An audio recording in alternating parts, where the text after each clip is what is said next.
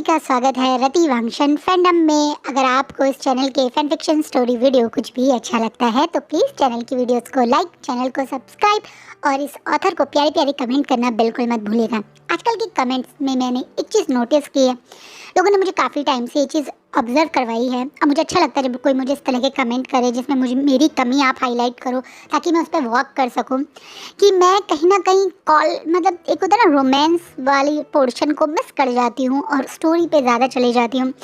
एक पता है काफ़ी साल हो गए, 2-2.5 साल हो गए, तो उस केस में क्या होता है कई बार ना ऐसा लगता है ये रिपीटेड तो नहीं साउंड करेगा। इस चक्कर में शायद मैं वहाँ रोमांस और वांगशन के जो सीन्स हैं उन्हें थोड़ा कम हाईलाइट कर रही थी और स्टोरी पे ज़्यादा ध्यान दे रही थी, लेकिन आई ऑब्जर्व शायद ये गलत है और मैं अब उस पर भी काम करूँगी। तो थैंक यू सो मच, आप लोग इतने प्यारे कमेंट करते हो, थोड़ा बहुत मेरी गलतियाँ जब हाईलाइट करते हो मुझे बहुत अच्छा लगता है। वहाँ मेरे अपने ऊपर काम करने का एक स्कोप खुल जाता है। तो thank you so much for your प्यारे प्यारे स्वीट कमेंट्स और थोड़े से अच्छे फीडबैक वाले भी कमेंट के लिए।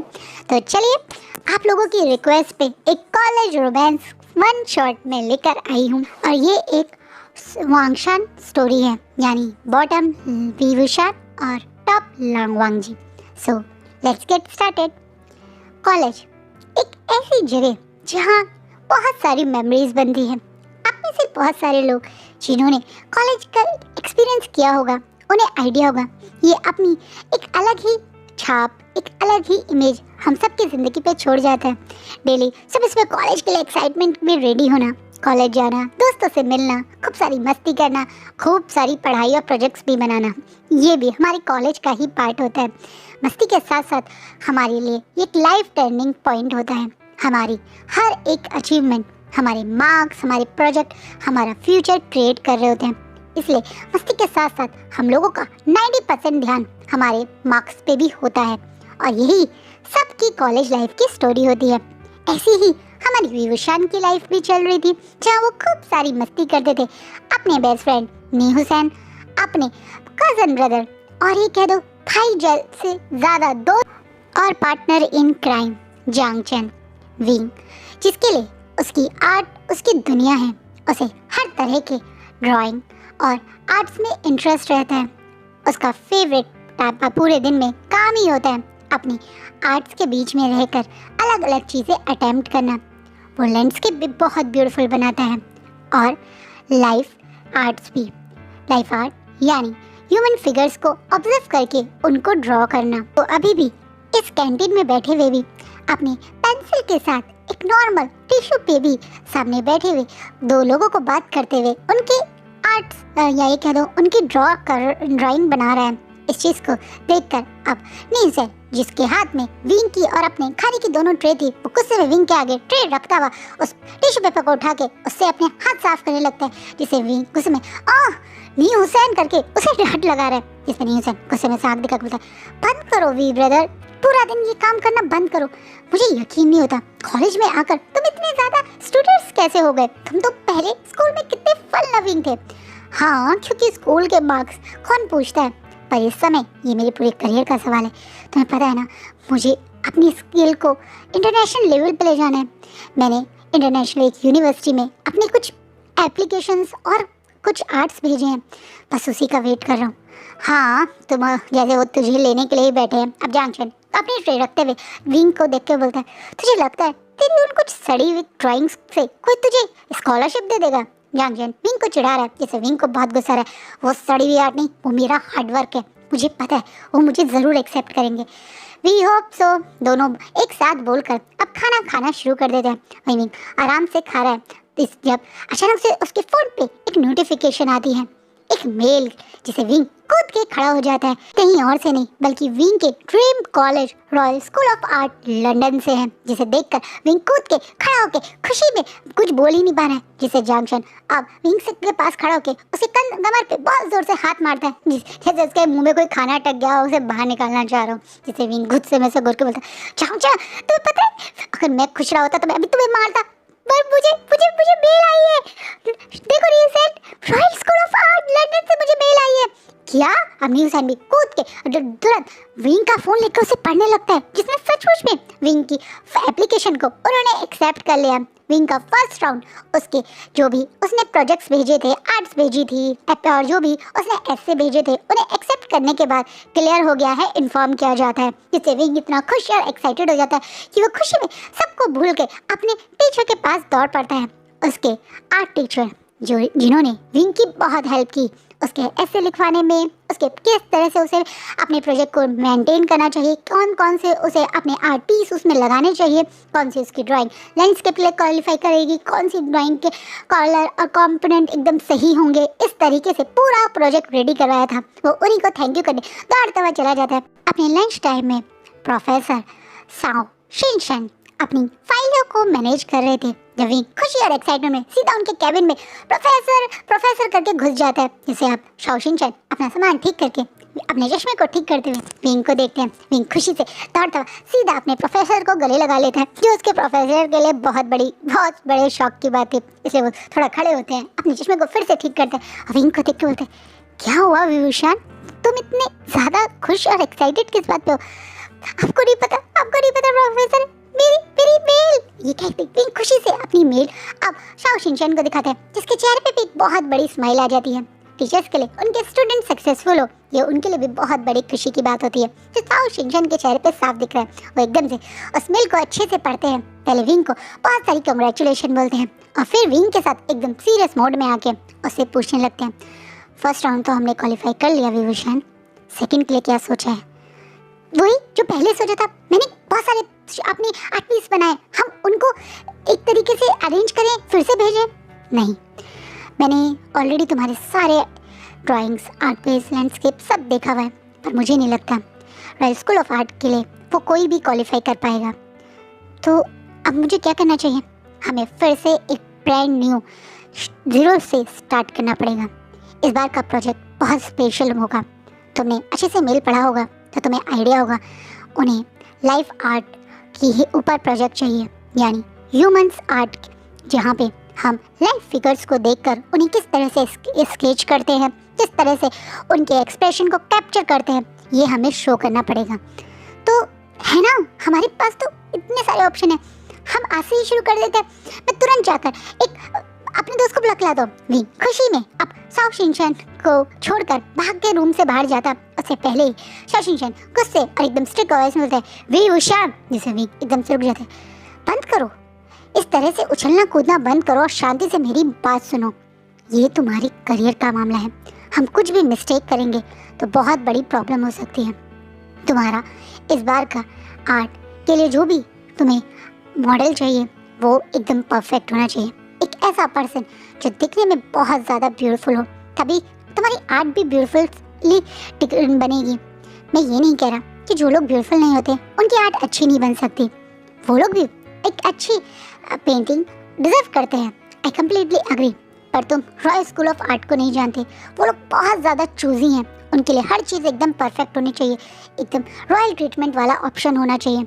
और इसी कारण मैं चाहता हूँ तुम्हारा मॉडल एकदम परफेक्ट होना चाहिए, जिसके फेस स्ट्रक्चर एकदम परफेक्ट हो, जिसका ऐसा फेस हो कि जिसे तुम आर्ट बनाओ तो उसे देखकर आर्टिस्ट की ब्यूटी भी उसमें साफ साफ शो हो। इसलिए तुम्हारे दोनों दोस्त इस मेरे ख्याल से क्वालिफाई नहीं करेंगे। विंग अब अपने सर को खुजलाने लगता है, उसके हिसाब से उसके दोनों दोस्त ठीक थे, पर सर को क्या प्रॉब्लम लग रही है, क्या फीचर्स और ये सब चीज़ों की वो बातें कर रहे हैं। कहीं ना कहीं शाओ शिनशन विंग के लिए एक परफेक्ट मॉडल ढूंढने की अब एक मुसीबत बढ़ा देता है। विंग के दोस्त क्वालिफाई नहीं हुए, ये अपने दोस्तों को जब वो बताता है तो उसके दोनों दोस्त के चेहरे पे गुस्सा आ जाता है। तुम्हारा वो प्रोफेसर कहना क्या चाहता है?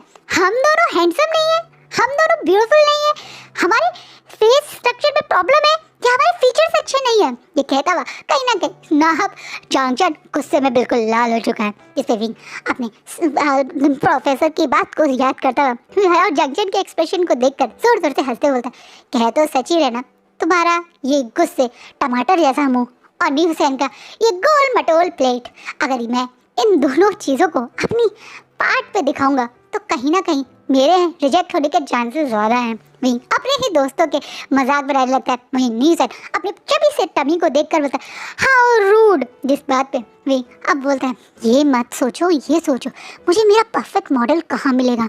विंग का इस नए प्रोजेक्ट के लिए परफेक्ट मॉडल ढूंढने की हंट उसी दिन से शुरू हो जाता है। विंग पूरा दिन कॉलेज के डोर पे बैठ के कौन कॉलेज के अंदर आ रहा है उन्हें ही ऑब्जर्व करता रहता है।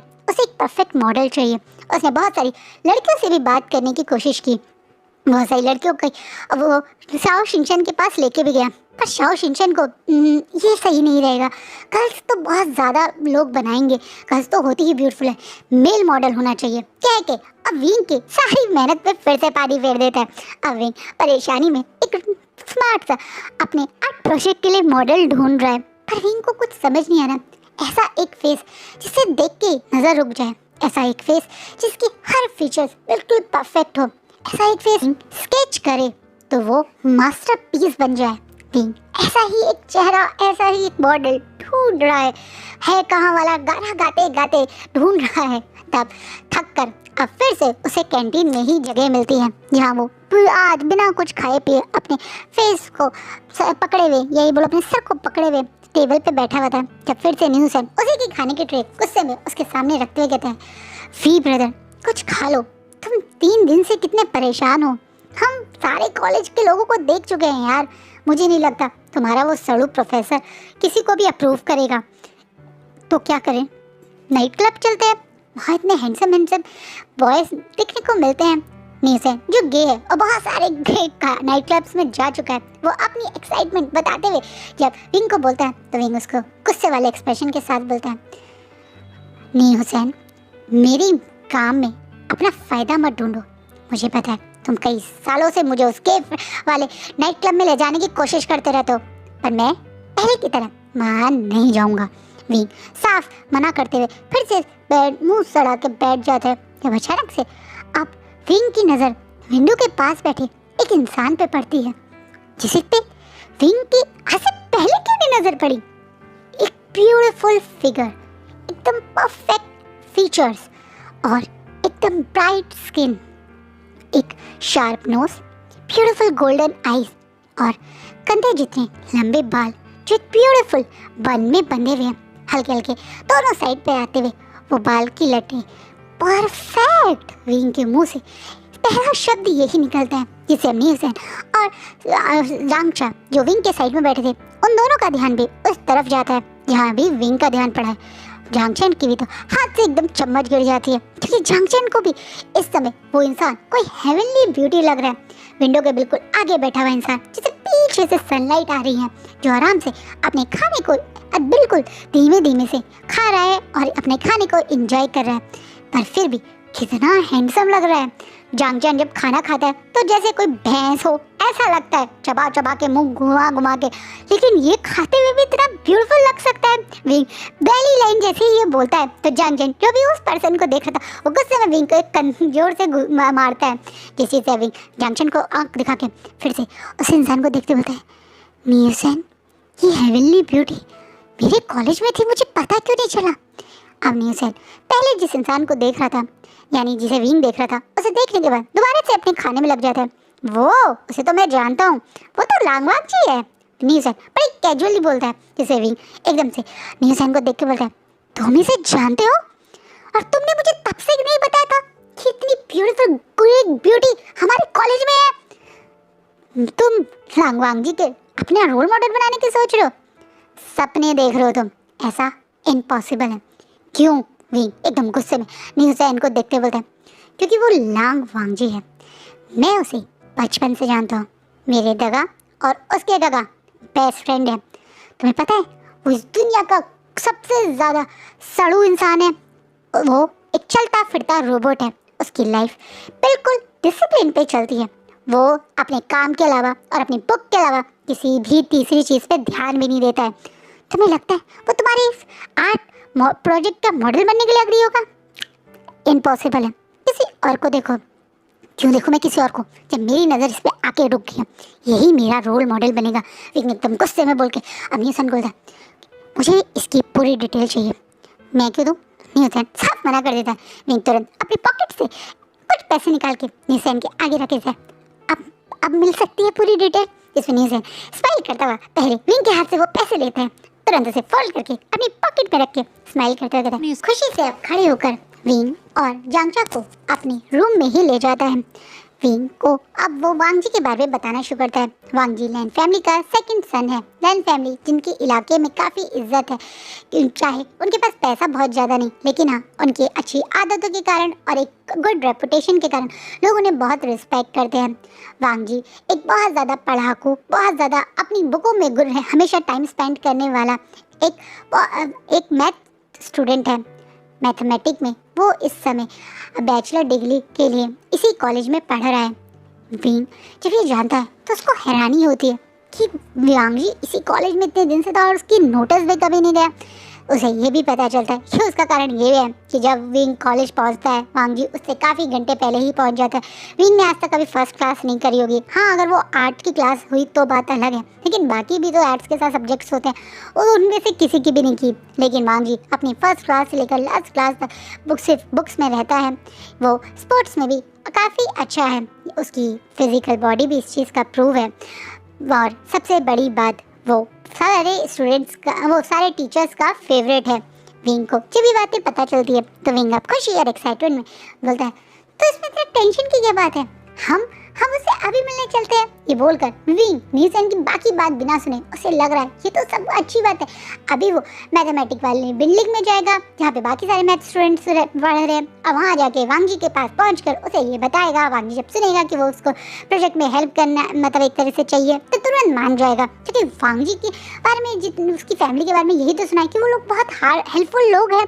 विंग यही सोच के बिना न्यूज़न की पूरी बात सुने भागा वांग जी के मिलने चला जाता है। वांग जी जो बहुत आराम से अपनी बुक्स को लेकर अपनी ही क्लास से बाहर जा रहा था, जब अचानक से एक चुलबुला सा अपनी पूरे दांत को दिखाता हुआ एक इंसान, जिसके कपड़े भी कुछ अलग से हैं, एकदम हिप्पी वाले कपड़े, जिसके खुले बड़े बाल हैं, जिसे उसने एक पोनीटेल से ऊपर बांधा हुआ है। वांग बिल्कुल वांग जी के फेस के आगे आके खड़ा हो गया।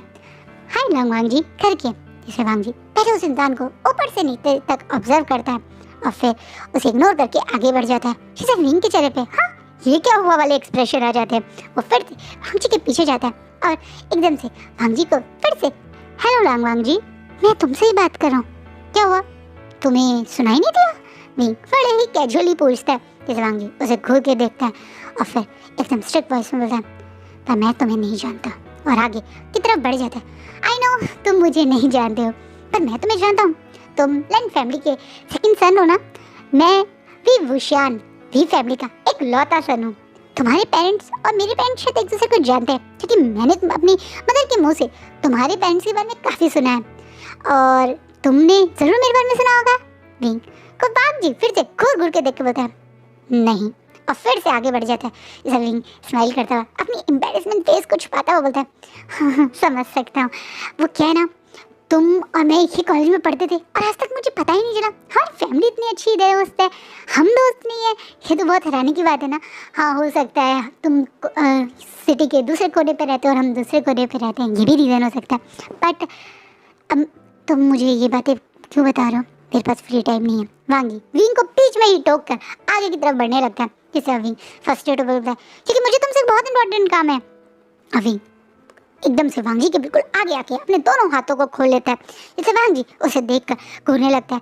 कॉरिडोर के बाकी लोग जो यानी वांग जी की एक तरह से क्लासमेट्स और वांग जी के दोस्त हैं, वह दोस्त नहीं मतलब वांग जी को जानते हैं, वो सब लोग विंग को घूर के देख रहे हैं। इतनी हिम्मत इस लड़के में जो वांग जी से टक्कर ले रहे हैं। वांग जी जिससे सारे इसके क्लास के लोग डरते हैं, जो किसी को भी गुस्से करने के अलावा दूसरा एक्सप्रेशन दिखाता ही नहीं, वो इंसान इसको कोई ऐसे टोक सकता है, प्रेशर कर सकता है, ये उन लोगों के लिए शौक था। वहीं वांग जी भी घूर के विंग को देख रहा है, अपनी बुक्स को और ज़्यादा कस के पकड़ते हुए, जैसे विंग अब दोनों हाथों को देख रहा है कि वो किस पोजीशन में खड़ा है, तो एकदम से अपने हाथ साइड कर देता है, अगर तुम पे 2 मिनट का टाइम हो तो प्लीज़ मुझसे बात कर सकते हो, ये मेरी लाइफ के लिए बहुत इंपॉर्टेंट है, प्लीज़।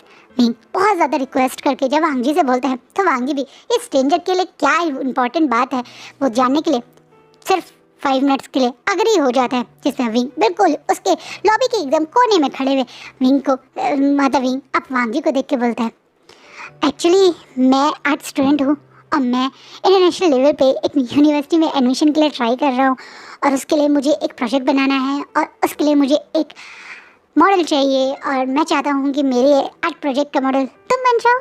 इसलिए वांगी घूर घूर के विंग को देखता है, जिसे विंग को लगता है कि वांगी उसकी सारी बात समझ गया। वांगी एकदम विंग के बात खत्म करते ही बिल्कुल स्ट्रिक्ट फेस के साथ बोलता है नहीं, और मुड़ के चाहने लगता है जिसे वांगी हाँ ऐसे कैसे नहीं, तुम्हें मैंने समझाया नहीं मेरे लिए कितना इंपॉर्टेंट है, तुम ऐसे मना कैसे कर सकते हो, क्यों क्या तुम 5 मिनट नहीं निकाल सकते हो।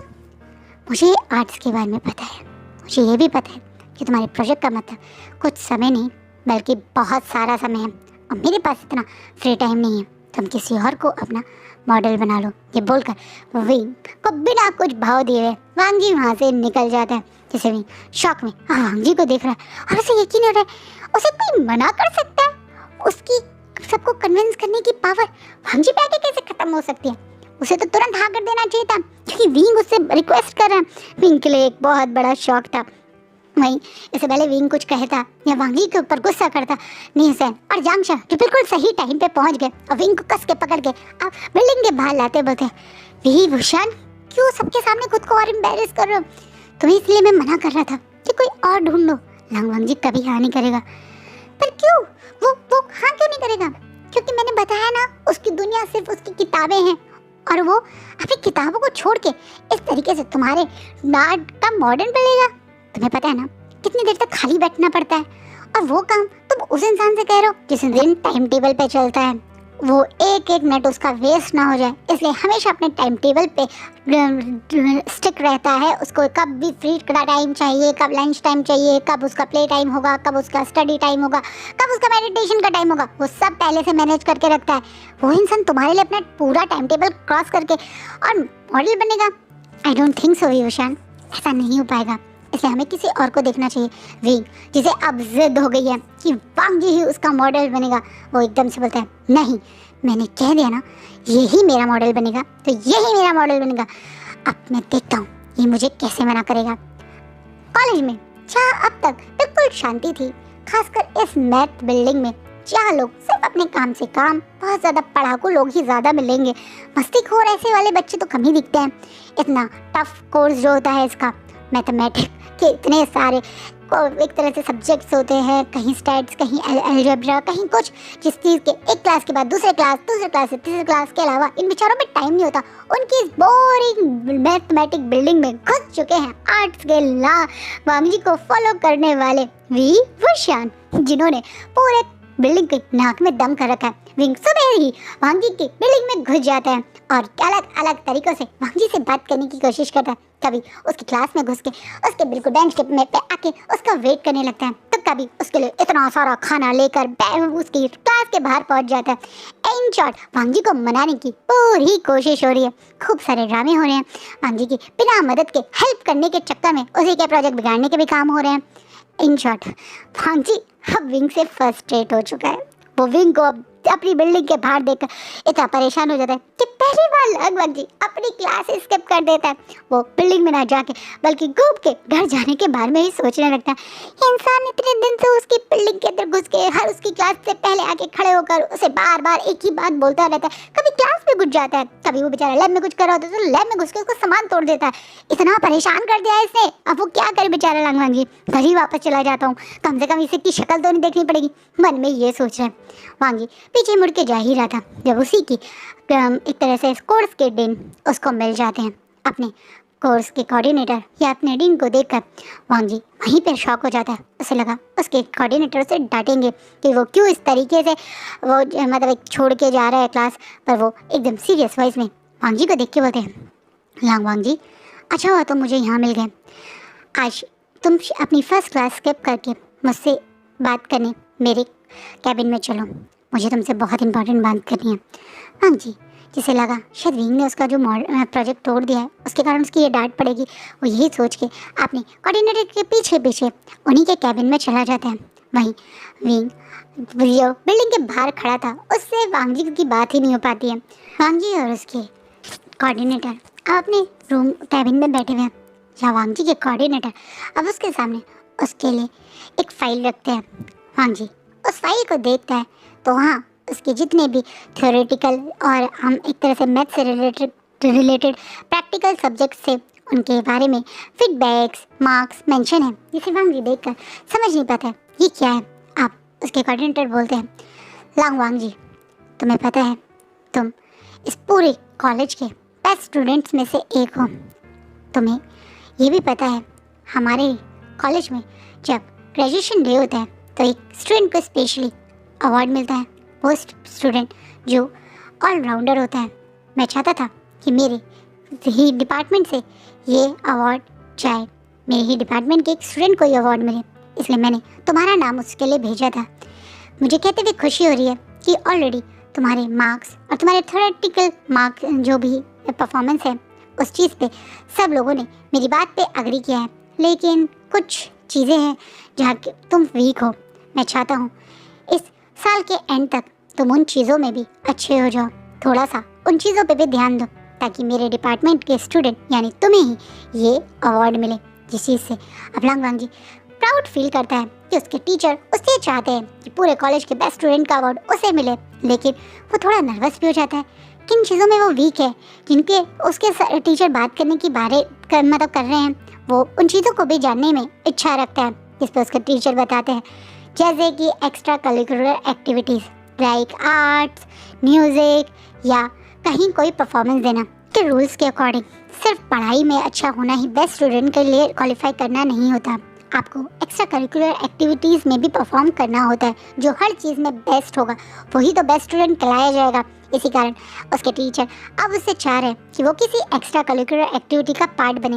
वांग जी म्यूज़िक में अच्छा है, लेकिन गुचिन थोड़ा सा आजकल के कॉलेज के अकॉर्डिंग इतना अच्छा उसको सपोर्ट नहीं कर पाएगा। उसने फर्स्ट ईयर अपनी फ्रेश में पार्टी में गुचिन से परफॉर्मेंस देने की कोशिश की थी, लेकिन लोग जैसे उसने बजाना शुरू किया तो उन कॉलेज के स्टूडेंट्स को वो ज़्यादा इम्प्रेसिव नहीं लगा, इसलिए आधा कॉलेज का हॉल वो खाली हो गया था।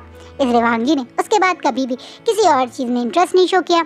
वो किसी स्पोर्ट्स कोटा या स्पोर्ट्स में भी ज़्यादा अच्छा नहीं है। वो योगा बहुत अच्छी करता है, उसे थोड़ा बहुत फिजिकली खुद को मेंटेन करना लाइक सुबह एक्सरसाइज करना, जॉगिंग करना आता है, लेकिन वो तो कहीं आप फिजिकल एक्टिविटीज़ लाइक स्पोर्ट्स को में नहीं मान सकते, इसी कारण वो उसमें भी वीक है। हार के उसी के टीचर से सजेस्ट करते हैं, क्यों ना वांग जी तुम आर्ट्स में ट्राई करो, तुम आर्ट्स में भी परफॉर्म कर सकते हो। हाँ वांग जी एकदम से अपने सर को बड़ी बड़ी आंखों से देखता है और याद करने की कोशिश करता है, आर्ट्स? वांग जी ने लास्ट टाइम आर्ट्स कब ट्राई की थी?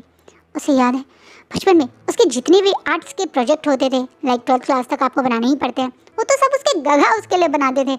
अब वो क्या करेगा? वांग जी यही सोच रहा है। वहीं उसके कोऑर्डिनेटर उस पर बहुत सारी होप लगा के बैठ चुके हैं, क्योंकि उनको पता है डिपार्टमेंट को बेस्ट स्टूडेंट का अवार्ड सिर्फ वांग जी ही दिलवा सकता है। कहीं ना कहीं वांग जी अपने टीचर को मना नहीं कर पाता है, लेकिन हाँ अब वो टेंशन में आ गया है कि वो क्या करे।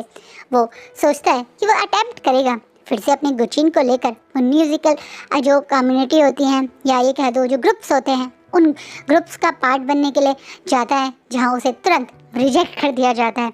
उसकी फ्रेशमैन ईयर की या ये कह दो उसकी जो एक होता है ना फ्रेशर्स पार्टी, उसकी परफॉर्मेंस के बाद कोई भी नहीं चाहता कि वो म्यूजिकल ग्रुप का पार्ट बने। बेचारा वांग जी निराश होकर वापस अपने घर की तरफ ही जा रहा था, जब वांग को उसके पास पहुंच जाता है विंग, जो फुली एक्साइटेड मोड में है। फिर से वांग जी को मनाने के लिए वो वांग जी के पास पहुंच कहता है, क्या हुआ वांग जी, आज तुम इतने अपसेट से क्यों दिख रहे हो? क्या हुआ, तुम्हारे किसी टेस्ट में कम मार्क्स है क्या? क्या हुआ, तुम आज चुप क्यों हो? विंग जो वांग जी की उस कोल्ड एक्सप्रेशन लेस चेहरे में आज वो अपसेट बात नोटिस कर लेता है। यही वांग जी के लिए बहुत बड़ी बात थी। बड़ी बड़ी आंखों से विंग को देखने लगता है। विंग वांग जी को बिना किसी टेंशन के, बिना कि उससे डरे, वैसे ही बड़ी बड़ी आंखों से देख के बोलते हैं, क्या हुआ, जवाब देने की जगह मुझे घूर क्यों रहे हो? तुम आर्ट्स के स्टूडेंट हो ना? हाँ, तो तुम बहुत सारे आर्ट्स ग्रुप्स को भी जानते होंगे जहाँ पे बहुत सारे लोग पार्ट बनते होंगे। अरे हाँ, मैं खुद आर्ट ग्रुप का हेड हूँ, मेरी तो अंडर पूरा ग्रुप चलता है, 3rd ईयर में हूँ भाई। वे बड़े एक्साइटमेंट में बताता है, जैसे वांग जी की आंखों में एकदम से चमक आ जाती है। मुझे तुम्हारे ग्रुप का पार्ट बनना है।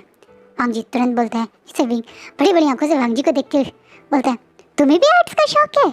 मुझे लगा तुम तो बहुत स्टूडियस हो, हमेशा किताबों में रहते हो, बट ये तो बहुत अच्छी बात है ना। चलो मैं तुम्हें अपने ग्रुप में ले जाता हूँ। ये बोल के वांग जी से कहीं ना कहीं उसके और वांग जी के बीच में कॉमन बात करने का सोर्स मिला। यही सोच के विंग खुशी और एक्साइटमेंट में वांग जी को लेकर आर्ट ग्रुप में पहुंच जाता है और तुरंत उसके सामने एक बड़ी सी व्हाइट शीट और साथ में एक पेंसिल पकड़ा देता है। तो मेरे लिए कुछ बनाओ ताकि मैं ये छोटा सा टेस्ट ले सकूँ। हमारे ग्रुप में कोई ऐसे नहीं आ सकता, हमारे ग्रुप में आने से पहले आपको एक छोटी सी टेस्ट देना पड़ता है। दिखाओ। वांग जी आप पेंसिल को पकड़ता है और फिर विंग को देखता है। नर्वस होता हुआ वो स्क्वायर, ट्रायंगल और सर्कल ही बना देता है, जिसे विंग बड़ी बड़ी आंखों से पहले वांग जी को देखता है और फिर उन सारी चीज़ों को देखता है जो सचमुच में मैथ स्टूडेंट ने अपने सारे मैथ के फिगर्स बना के उसे दिखा दिए। स्क्वायर, ट्रायंगल, सर्कल, पेंटागन और कुछ कुछ स्टार्स भी। वांग जी जो ये सोच रहा था कि इतने में काम हो जाएगा, एकदम खुशी से विंग को देखने लगता है, जिसे विंग उनको देखता है, फिर वांग जी को देखता है। तुम तो आर्ट में बहुत बुरे हो, पर कोई बात नहीं, मैं तो कोऑर्डिनेटर हूँ, मैं तो हेड हूँ, मैं तुम्हें अलाउ कर सकता हूँ, ठीक है तुम मेरे ग्रुप में आ सकते हो। ये बोलकर वांग जी को विंग दोनों थम्स अप करके दिखाता है, जिसे विंग क्योंकि थम्स अप होते ही वांग जी खुश हो जाता है और खुशी बोलता है तो क्या तुम मेरे लिए एक लेटर लिख सकते हो? हाँ, मेरे कोऑर्डिनेटर के लिए उन्होंने कहा था मुझे किसी ग्रुप का पार्ट बनना पड़ेगा, इसलिए मैं अब आर्ट ग्रुप का पार्ट हूँ, तो मैं लेटर लिख दो। क्या तुम ये सब कुछ अपने कोऑर्डिनेटर की वजह से कर रहे हो? हाँ वांग जी बिल्कुल सिंसियरिटी से, क्योंकि उसे झूठ बोलना आता ही नहीं, साफ साफ बोल देता है, जिससे विंग एकदम गुस्सा हो जाता है। मुझे लगा तुम आर्ट्स में इंटरेस्टेड हो, मुझे क्या पता था कि तुम ये अपने कोऑर्डिनेटर को इम्प्रेस करने के लिए करो। सॉरी वांग जी, तुम्हारे अभी इस टेस्ट के बाद तो मैं तुम्हारे लिए कोई लेटर नहीं लिखूंगा। क्यों? क्योंकि तुमने कौन सी मेरी मदद करी? मैंने तुमसे कहा तुम मेरे मॉडल बनोगे, तुमने साफ मना कर दिया, तो मैं क्यों तुम्हारे लिए लेटर लिखूं? तो मैं तुम्हारा मॉडल बनूंगा। बेचारा वांग जी अब जो सोचता है कि यही सबसे अच्छा तरीका है, यही कर लेते हैं। तुम मेरे मॉडल बनोगे? अब विंग एकदम कंफर्म करने के लिए पूछता है। हाँ बनूंगा। तो ठीक है, हुई डील, मैं तुम्हारी हेल्प करूंगा ताकि तुम्हारे कोऑर्डिनेटर को मैं एक लेटर लिखवा सकूं अपने प्रोफेसर से।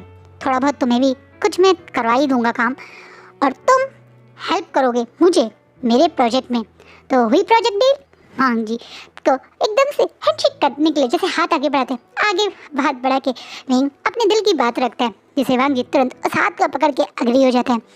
हो गई डील, फाइनली ये डील हो ही गई। विंग वांग जी को अब थोड़ा बहुत जो भी उसे की एक तरह से पास पावर है, यानी उसके आर्ट ग्रुप के हेड होने की पावर, उसके थ्रू हेल्प करके अपने कोऑर्डिनेटर से यानी अपने प्रोफेसर से वांग जी के लिए एक लेटर लिखवा देगा।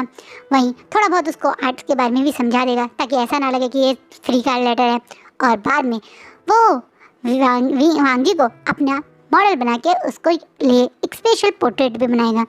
वांग जी इस बात के लिए जब अग्री हुआ था तो उसे पता नहीं था कि वो कितनी बड़ी मुसीबत में आ गया है। वांग जी जिसकी दुनिया सिर्फ कॉलेज में क्लास में होती है, उसको सुबह सुबह ही पिकअप करने या लेने विंग उसके घर के बाहर आ जाता है, जिसे वांग जी शॉक हो जाता है।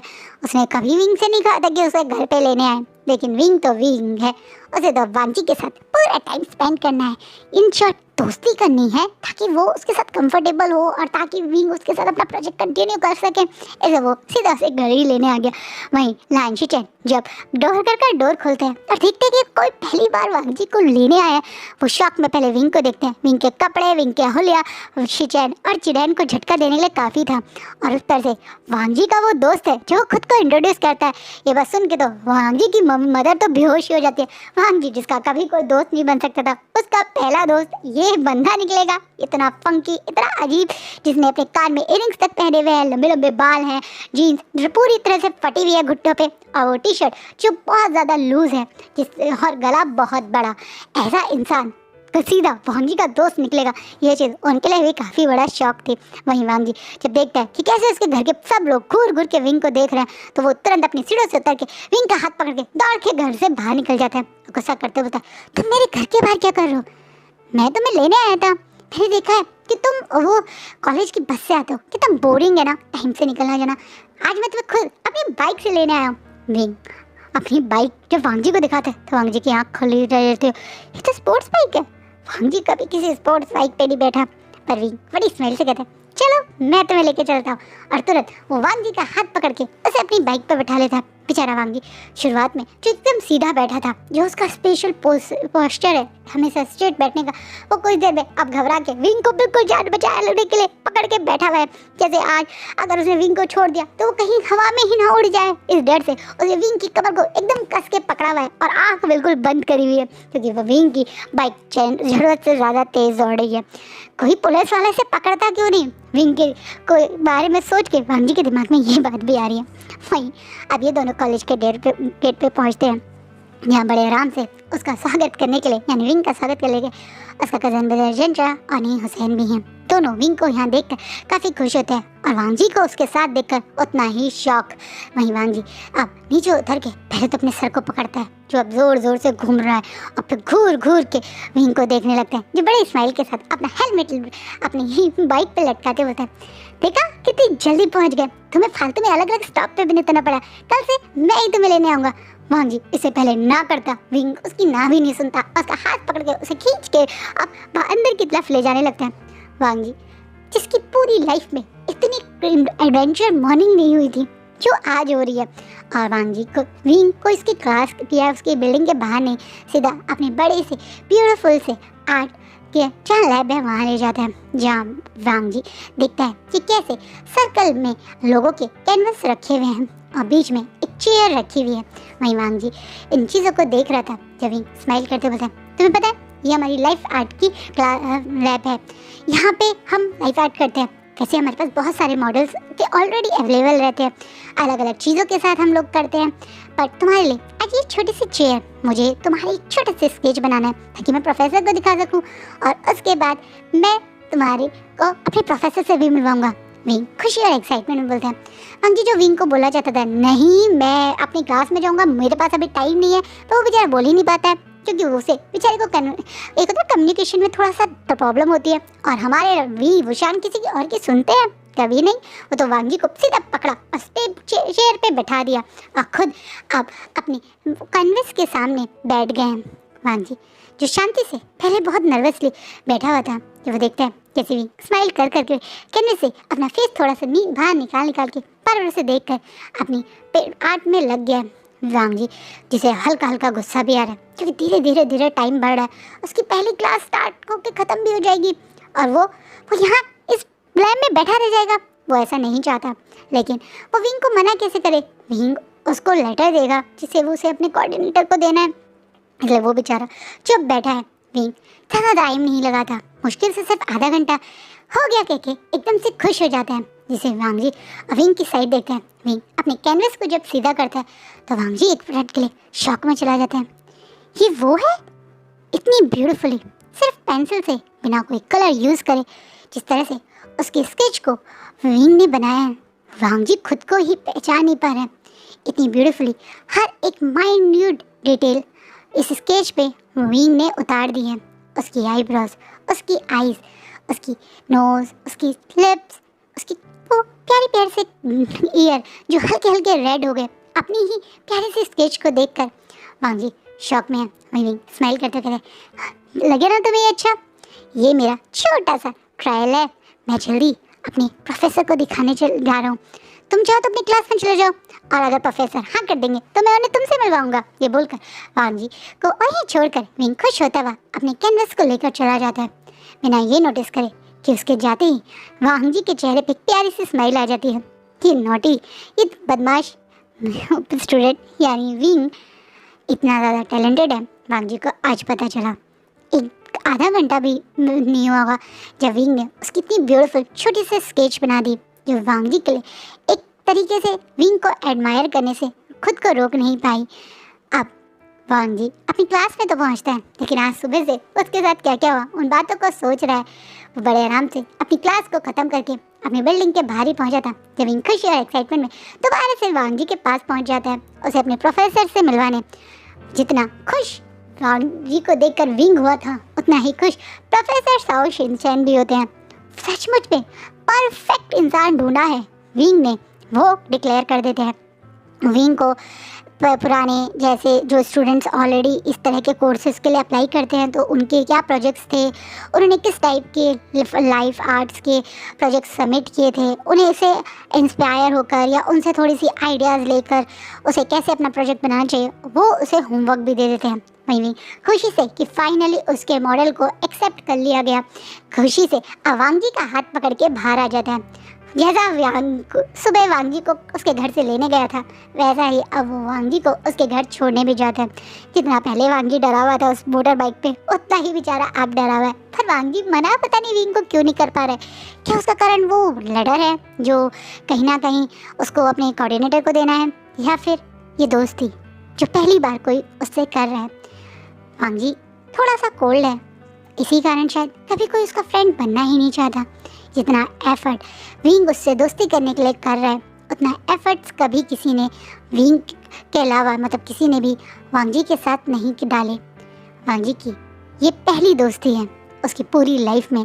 सुन के थोड़ा अजीब लग रहा है ना, एक थर्ड ईयर का स्टूडेंट, उसने तो पूरा स्कूल निकाला होगा, पूरे 3 साल कॉलेज में बिताए, क्या एक भी दोस्त नहीं बना? हाँ, वांग जी का कोई दोस्त नहीं बना।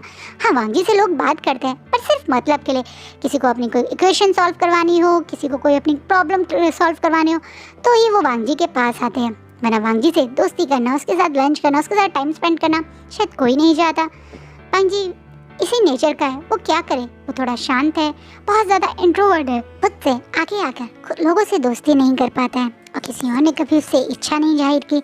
तो विंग की ये दोस्ती उसे सचमुच में अच्छी लग रही है, इसलिए जब विंग उसे उसी के घर के बाहर छोड़ के जाता है तो वांग जी के चेहरे पे एक हल्की सी हंसी आ जाती है। वांग जी को लगा उसकी हंसी किसी ने नोटिस नहीं की होगी क्योंकि वो हमेशा ऐसी तो हंसता है, बहुत धीरे से, बहुत हल्के से और एकदम से हो गायब। लेकिन उसकी हंसी उसके पूरे घर ने नोटिस की, जो भी विंडो से ही ये सब देख रहे थे विंग का दोबारा वांग जी को छोड़ना। और जैसे ही वांग जी अब घर में घुसता है तो देखता है उसका पूरा परिवार उसी के स्वागत में जैसे खड़ा हो। सबसे ज़्यादा खुश और एक्साइटेड तो वांग जी की मदर है, जो पहली बार उसके बेटे का कोई दोस्त बना है। इतनी खुश है कि वो खुशी से वांग जी को गले लगा के कहती है, फाइनली फाइनली मेरे प्यारे लंजा, तुमने किसी को अपना दोस्त बनाया। वैसे मुझे वो बहुत अच्छा लगा, कितना अलग है ना, तुमसे बिल्कुल अलग। वैसे मैंने सुना था अपोजिट अट्रैक्ट, मैंने आज देख भी लिया। मैडम लैन इतनी खुशी में ये बात बोलती है कि अब लाड चिरैन तो कुछ आगे बोल ही नहीं पाते, जिनको बिल्कुल भी विंग पसंद नहीं आया था वो तो चुप ही रहते हैं। वही शिचैन भी खुशी से अपने भाई के कंधे पे हाथ रख के बोलते हैं, सो फाइनली वांग जी तुम्हें एक दोस्त मिल ही गया। वैसे ये वी वुशान है ना, यही नाम है ना इसका। इसके बारे में मैंने काफ़ी कुछ सुना था दगा के मुँह से, आज देखकर मुझे यकीन हो गया कि क्यों नी हुसैन हमेशा इसी की बातें करता रहता है। ये बोलकर शिचैन बताते हैं कि वो विंग के बारे में सब कुछ जान चुके हैं। जिस तरह से नी हुसैन के थ्रू वांग जी के बारे में विंग ने पता किया, वैसे ही नी मिंजे के थ्रू शिचैन ने विंग के बारे में सब कुछ पता कर लिया, जो कि उन्हें पता है। जिस बात से वांग जी बड़ी बड़ी आंखों से अपने गगा को देखने लगता है क्योंकि अब उसे विंग के बारे में जानना है। इसलिए वो मौका देखकर अपने गगा के रूम में पहुंच जाता है विंग के बारे में जाने।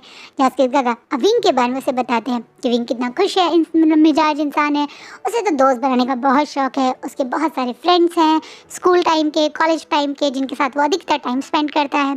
पर उसकी इन मस्तियों के बीच में वो अपने करियर के लिए भी बहुत सीरियस है। इसे वो बड़े बड़े आर्ट कॉम्पिटिशन्स में स्कूल टाइम से ही पार्ट लेता था, काफ़ी सारे कॉम्पिटिशन का वो विनर भी रहा है।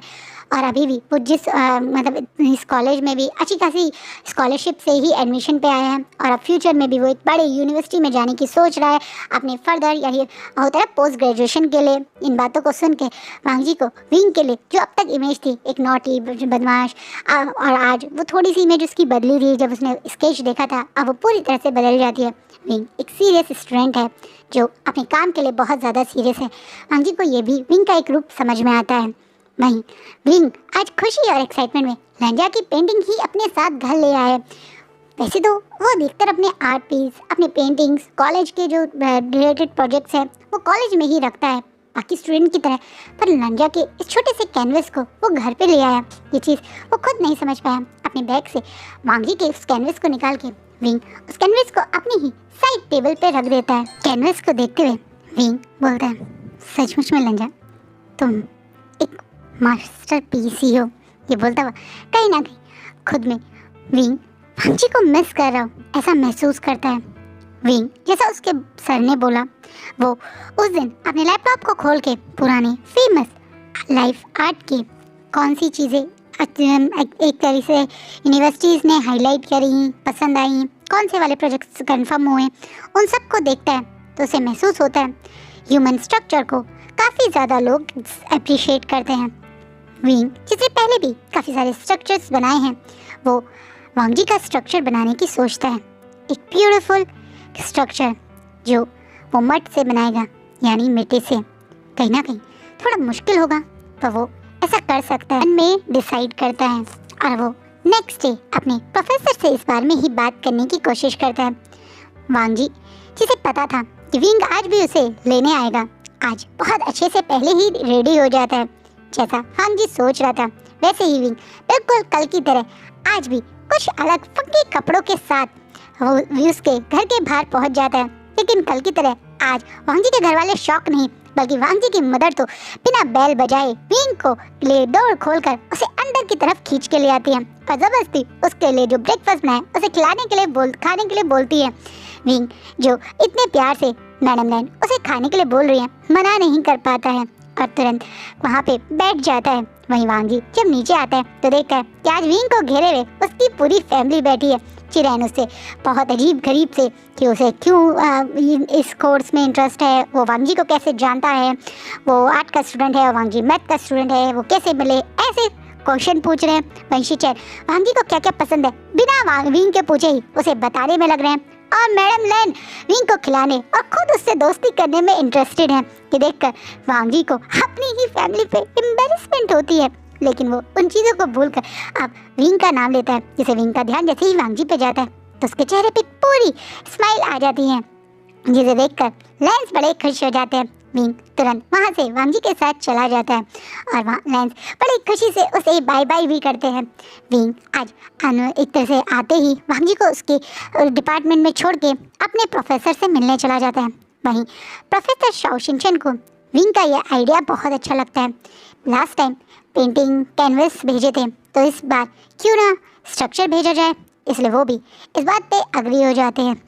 बट उन्होंने ज़्यादा स्ट्रक्चर नहीं बनाए हैं और उन्हें इस चीज़ की आदत नहीं है। लेकिन उनके एक दोस्त जिनका नाम सॉन्ग लैन है, वो शायद विंग की मदद कर सकते हैं, जो काफ़ी अच्छे हैं स्ट्रक्चर्स बनाने में। इसलिए आप उन पे ही विंग को सॉन्ग लैन से इंट्रोड्यूस करवा देते हैं। सॉन्ग लैन विंग से बात करते ही उसकी हेल्प के लिए मान जाते हैं और तुरंत विंग को आप उन्हीं के स्टूडियो आने के लिए बोल देते हैं। उनका स्टूडियो जो कॉलेज से थोड़ी सी ही दूर पे है। विंग को अपने मॉडल के साथ, यानी जिसका विंग को अपना एक स्ट्रक्चर बनाना है, उन्हीं के साथ स्टूडियो के लिए इनवाइट भी कर देते हैं। विंग बहुत खुशी और एक्साइटमेंट में अब वांग जी का वेट उसी के डिपार्टमेंट के आगे करने लगता है, क्योंकि अब उसे फाइनली दोनों चीज़ें मिल गई। पहला वो आइडिया जो उसे सबमिट करना है, दूसरा अब उसकी हेल्प करने के लिए एक प्रोफेसर जो इस चीज़ में काफ़ी अच्छे हैं, यानी प्रोफेसर सॉन्ग लैन। कहीं ना कहीं ये देखकर विंग कितना खुश है। वांग जी जो बिल्डिंग के बाहर निकल रहा था उसके चेहरे पे भी एक स्माइल आ जाती है। अब विंग खुशी में हाथ हिलाता हुआ, दौड़ता हुआ, लंजा करता हुआ सीधा वांग जी को आके हक कर लेता है, जिससे विंग के इस हक से वांग जी शॉक। उसने सोचा भी नहीं था ऐसे ओपनली कोई उसे हक कर सकता है। विंग के लिए बहुत नॉर्मल है दोस्तों को गले लगाना, लेकिन वांग जी के लिए बहुत ज़्यादा शॉक, क्योंकि वांग जी को किसी का फिजिकल टच पसंद नहीं। और ऐसे खुलेआम उसी की बिल्डिंग के सामने, यानी उसके डिपार्टमेंट की बिल्डिंग के सामने उसे ऐसे विंग हक कर रहा है, ये तो उसके लिए बहुत बड़ा एम्बैरेसमेंट वाला हाल था। उसके कान भी लाल हो गए। पर विंग अब खुशी से वांग जी से दूर करता है। लज्जा लज्जा मैं बताए बहुत खुश हूँ। लज्जा तुम्हें पता है आज मैं तुम्हें कहाँ लेके जा रहा हूँ? सॉन्ग लैन, प्रोफेसर सॉन्ग लैन के स्टूडियो। तुम्हें पता है वो कितने फेमस है हमारी फील्ड में, उन्हें एक से बढ़कर एक अवार्ड मिले हैं। उनके इतने बड़े बड़े स्ट्रक्चर बड़े बड़े म्यूजियम्स में, यहाँ तक कि काफ़ी सारी बिल्डिंग्स में भी तुम्हें दिखते होंगे। चलो मैं आज तुम्हें उनसे मिलवाता हूँ। विंग पूरी एक्साइटमेंट में बिना वांग जी के ब्लशिंग फेस और रेड हुए कान को नोटिस करे वांग जी का हाथ पकड़ के उसे खींचते हुए ले जाता है। वहीं पूरे टावर के लोग ये बाहर निकल के देख रहे थे। ये नया उनके ही डिपार्टमेंट के टॉपर का दोस्त कुछ हटकर है, वो लोग भी कहने से खुद को रोक नहीं पा रहे हैं। वहीं दूसरी तरफ विंग तो वांग जी को लेके सीधा सॉन्ग लैन के स्टूडियो पहुंच जाता है, जहाँ सॉन्ग लैन विंग और इस ब्यूटीफुल इसके साथ के लड़के को देखकर स्माइल करके कहते हैं, तो तुम ही हो मेरे दोस्त के फेवरेट स्टूडेंट वियोशान। इस बात पे विंग खुशी से, जैसे उसे कितनी बड़ी बात, एक कॉम्प्लीमेंट मिला है, खुश होकर बोलता है, हाँ मैं ही हूँ, और ये लांग वांगी है।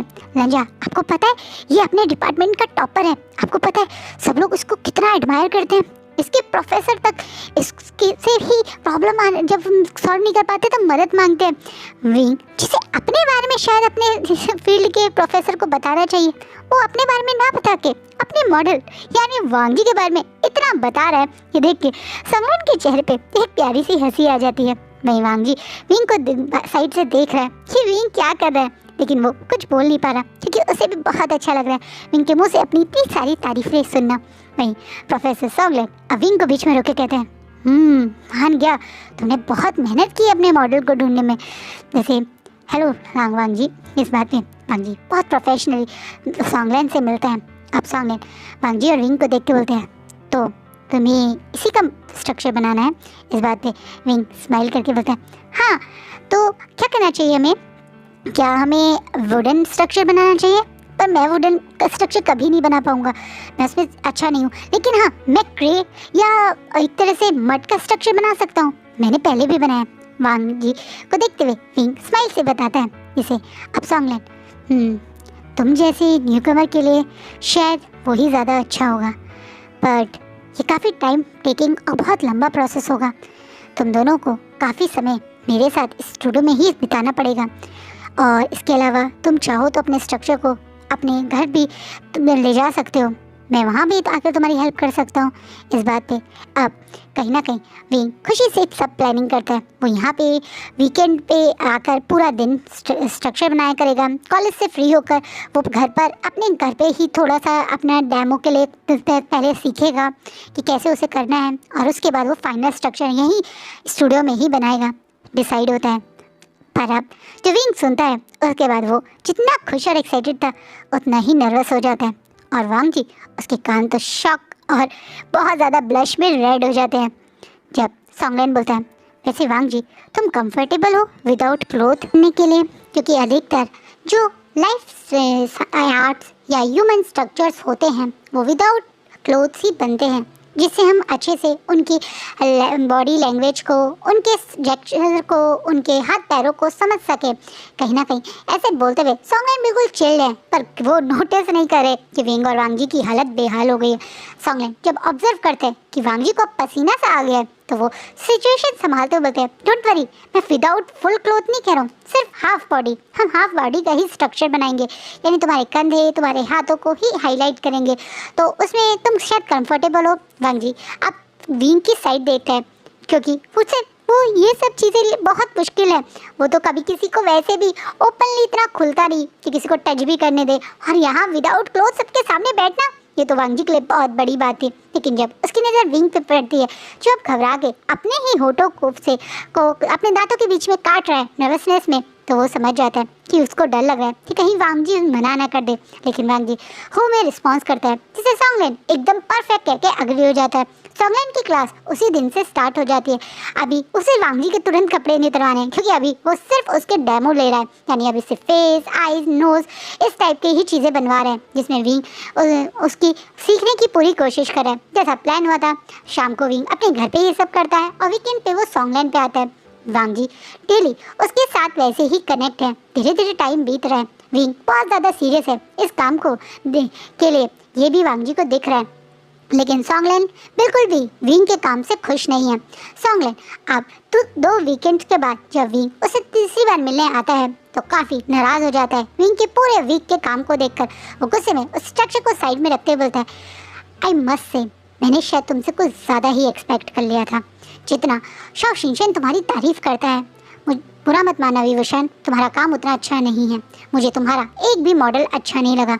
इनमें से एक भी पीस ऐसा नहीं है जिसे मैं कहूँ कि वो तुम्हारे फाइनल सबमिशन के करीब भी हो। ये बोलते हुए सॉन्गलैन काफ़ी नाराज़ है। वहीं विंग एकदम से नर्वस हो जाता है। आज तक उसे बहुत ज़्यादा लोग अप्रेज करते हैं, उसे बहुत ज़्यादा तारीफ़ करते हैं, उसे हमेशा इंकरेज करने की बातें करते हैं, लेकिन कभी किसी ने उसे इतनी बुरी तरह से डांटा नहीं था, वो भी वांग जी के सामने, तो उसे और ज़्यादा एम्बेरसमेंट हो रही है। वांग जी भी देख रहे हैं जैसे विंग का फेस उतर गया। अब सॉन्गलैन अब विंग को देख के कहता है, कल सुबह मॉर्निंग में आना, मैं कहीं नई टेक्निक स्टार्ट करूँगा, शायद उससे कुछ हेल्प हो, उससे तुम्हारे काम में थोड़ी इम्प्रूवमेंट आए। ये बोलता हुआ सॉन्गलैंड ऐसा नहीं है विंग को सिर्फ डांट रहा है, वो विंग के साथ कैसे काम करेगा वो भी सजेस्ट कर रहा है। ये देखकर कहीं ना कहीं वांग जी भी समझ रहे हैं कि सॉन्गलैंड विंग के ही भले के लिए बोल रहा है। वहीं वांग जी जब देखता है कि आज विंग बहुत अपसेट है तो वो उसे कहीं और नहीं बल्कि अपनी फेवरेट प्लेस, एक स्पेशल कैफे लाइब्रेरी ले जाता है, जहाँ आप 1 घंटे के लिए एक बुक बोरो करते हो, कॉफ़ी के साथ उसे एंजॉय करते हो, अपना बिल पे करते हो और चले जाते हो। आज वांग जी विंग को वहीं लेकर आया है। विंग जो सैड होके पूरे रास्ते कुछ नहीं बोल रहा था, उस चीज़ के कारण ही वांग जी ने ये प्लान किया है। वांग जी जिसे विंग की चटर पटर की आदत हो गई है, वांग जी जो अधिकतर चुप और विंग ज़्यादा बोलता है, आज उसे विंग की ये चुप्पी बहुत परेशान कर रही है। विंग की जैसे अब वांग जी को हर चीज़ बहुत अच्छी लगती है, उसका चुप होना छोड़ के। इसी कारण वो विंग को यहाँ लाया था, अपने हाथ में 2-3 बुक्स लेके। अब वो विंग के बिल्कुल पास आके उन बुक्स को रख देता है, जिसे विंग की नज़र अब उन बुक्स पे पड़ती है जो कि उसके सब्जेक्ट की बुक्स है, आर्ट्स की बुक्स है, ह्यूमन स्ट्रक्चर्स, लाइफ आर्ट्स की बारे में ये बुक्स है। जिन्हें देख के अब विंग बड़ी बड़ी आंखों से वांग जी की तरफ देखता है। या वांग जी स्माइल करता बोलता है, मैंने भी तुम्हारा काम देखा है और मैं तुम्हारे प्रोफेसर सॉन्गलैंड से बिल्कुल अग्री नहीं करता हूँ। उन्हें अभी तक तुम्हारा रियल पोटेंशियल नहीं दिखा है, वरना वो आज तुम्हें इतना गुस्सा नहीं करते। तुम बहुत टैलेंटेड हो व्यूशान, शायद इस चीज़ में भी थोड़े वीक हो, लेकिन इसका मतलब ये नहीं है कि तुम ये काम नहीं कर सकते हो। मैं जानता हूँ तुम इस आर्ट में भी बहुत अच्छा कर सकते हो, इसलिए मैं तुम्हारी हेल्प के लिए ये बुक लाया हूँ। ये बोलता हुआ जैसे वांग जी विंग को दिखाना चाहता है कि वो उसको सपोर्ट करना चाहता है। विंग बहुत अच्छा कर सकता है, शायद उसके अंदर कोई पोटेंशियल है, इसी कारण ही तो सॉन्गलैंड उसे इतना ज़्यादा ग्रिल कर रहे हैं, इतना ज़्यादा उसे इंकरेज कर रहे हैं और मेहनत करने के लिए कह रहे हैं। वांग जी ये भी विंग को समझाता है। कहीं ना कहीं विंग जो अभी बहुत अपसेट हो गया था, अब उसके चेहरे पे एक स्माइल आ जाती है। अब वो पहले की तरह चटर पटर करते हुए बुक पढ़ने लगता है। वो वांग जी को भी बुक खोल खोल कर स्ट्रक्चर्स कैसे बनते हैं, कौन से फेमस स्ट्रक्चर हैं जो इस बुक के अंदर हैं, वो भी दिखाने लगता है। कहीं ना कहीं वांग जी जिसे इनमें कोई इंटरेस्ट नहीं है, तो विंग के लिए जैसे वो बिल्कुल सुन रहा है, इंटरेस्टेड है, ऐसा ही शो करता है। कैसे 1 से 2, 2 से 3, 3 से 4 घंटे हो जाते हैं, इन्हें पता ही नहीं चलता। अब तो कैफ़े वाला भी इनके पास आके कि अब बहुत देर हो गया उन्हें याद दिला रहा है, क्योंकि यहाँ हर घंटे से चार्ज लगता है भाई। वहीं वांग जी जब देखता है कि अब विंग की ऑलमोस्ट जो उसे जानना था वो सारी इन्फॉर्मेशन मिल गई है, उसकी नोटबुक ऑलमोस्ट भर चुकी है, तब वो अब कैफ़े से बाहर निकलता है। पेमेंट विंग करना चाहता था क्योंकि काम तो उन्होंने अपना किया है, लेकिन वांग जी उसकी ट्रीट बोल के दे देता है, जो विंग को अजीब लगता है। प्रोजेक्ट उसका है, मेहनत वो कर रहा है, वांग जी क्यों ट्रीट दे? पर वांग जी के कहने पे विंग वो ट्रीट ले लेता है। वांग जी और विंग हंसते हुए एक साथ जा रहे हैं, जहाँ वांग जी विंग से प्रॉमिस करता है कि कल वो दोनों बहुत अच्छा करेंगे। कल विंग सचमुच में जो सॉन्गलैंड नई टेक्निक सीख आएगा उस पर अच्छे से काम करेगा। ये बात विंग भी वांग जी को श्योर करता है। दोनों वहाँ से अपने अपने घर निकल जाते हैं, बिना ये जाने कि कल कुछ बहुत बड़ा होने वाला है। क्योंकि सॉन्गलैंड कल जैसे ही वो क्लास में पहुँचते हैं तो सबसे पहले वांग जी को उसकी शर्ट रिमूव करके बैठने के लिए और विंग की आंखों पे पट्टी बांध देता है, जिसे विंग शॉक हो जाता है। आप सॉन्गलैंड कर नहीं बल्कि टच करके स्ट्रक्चर बनाना है, ये ऑर्डर दे देता है, जिससे विंग को समझ नहीं आता है वो वांग जी को टच करेगा विदाउट क्लोथ। वांग जी के लिए ये भी एक तरह का टॉर्चर है। विंग जब पहली बार वांग जी के फेस को अपने दोनों हाथों से पकड़ता है तो वांग जी के लिए जैसे उसकी पूरी बॉडी में गूज़ बम्प्स आ गए हों। उसका चेहरा पूरी तरह से रेड और कान तो बिल्कुल जैसे टमाटर बन गए हो। थैंक गॉड विंग की आंखों पे पट्टी बंधी है, वरना वो वांग जी के स्प्लैशिंग फेस को तुरंत पहचान जाता। वहीं विंग के लिए भी ये सेम एक टॉर्चर वाला ही प्रोसेस था। अब तो उसका दिमाग आर्ट से ज़्यादा कहीं और जा रहा है। उसे वांग जी को ऐसे टच करना इतना ज़्यादा क्यों एक्साइटेड कर रहा है? वो तो गे नहीं है ना, वो तो गे तो नहीं हुसैन है, पर फिर भी वांग जी को फील करना, वांग जी की इन प्यारी सी नोज़ को टच करना, उसके फेस को टच करना विंग को बहुत ज़्यादा एक्साइटेड कर रहा है। विंग के लिए आज का दिन कोई क्लास नहीं बल्कि एक टॉर्चर क्लास थी। वहीं वांग जी के लिए भी विंग के वो मड से में जो हाथ हैं उस मड को उसकी पूरी बॉडी पे विंग बार बार टच करके जब लगा रहा है तो जैसे वो ठंडी मिट्टी उसकी बॉडी को और ज़्यादा हॉट फील करवा रही है। विंग के प्यारे से सॉफ्ट से फिंगर्स जब वांग जी के नेक के पास से जाती हैं तो वांग जी की 1 मिनट के लिए तो अपने ऊपर जैसे कंट्रोल करने में मुश्किल हो जाता है कि मुंह से मॉर्निंग साउंड ही निकलने वाला था, जैसे बहुत मुश्किल से वांग जी ने कंट्रोल किया।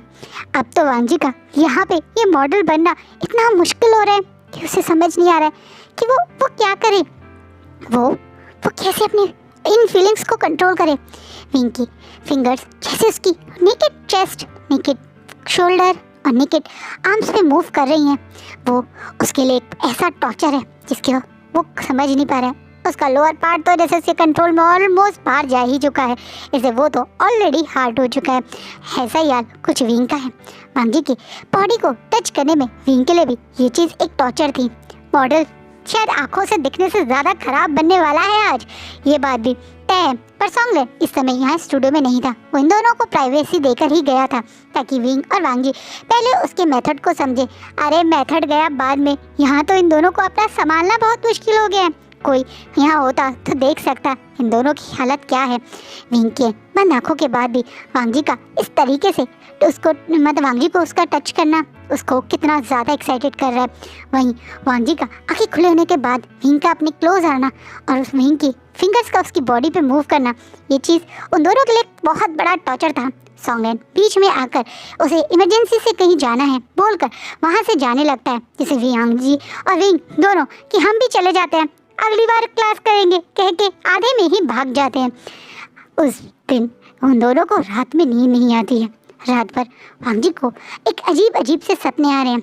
यही कहते फर्स्ट वेट ड्रीम आ रहा है जहाँ वो और विंग दोनों नेकेड हों, जहाँ विंग फिर से ऐसे ही उसे अपने मर्द वाले हाथों से टच करे, लेकिन इस बार उन दोनों की आंखें खुली हों और दोनों की पूरी बॉडी पे कहीं क्लोथ ना हो।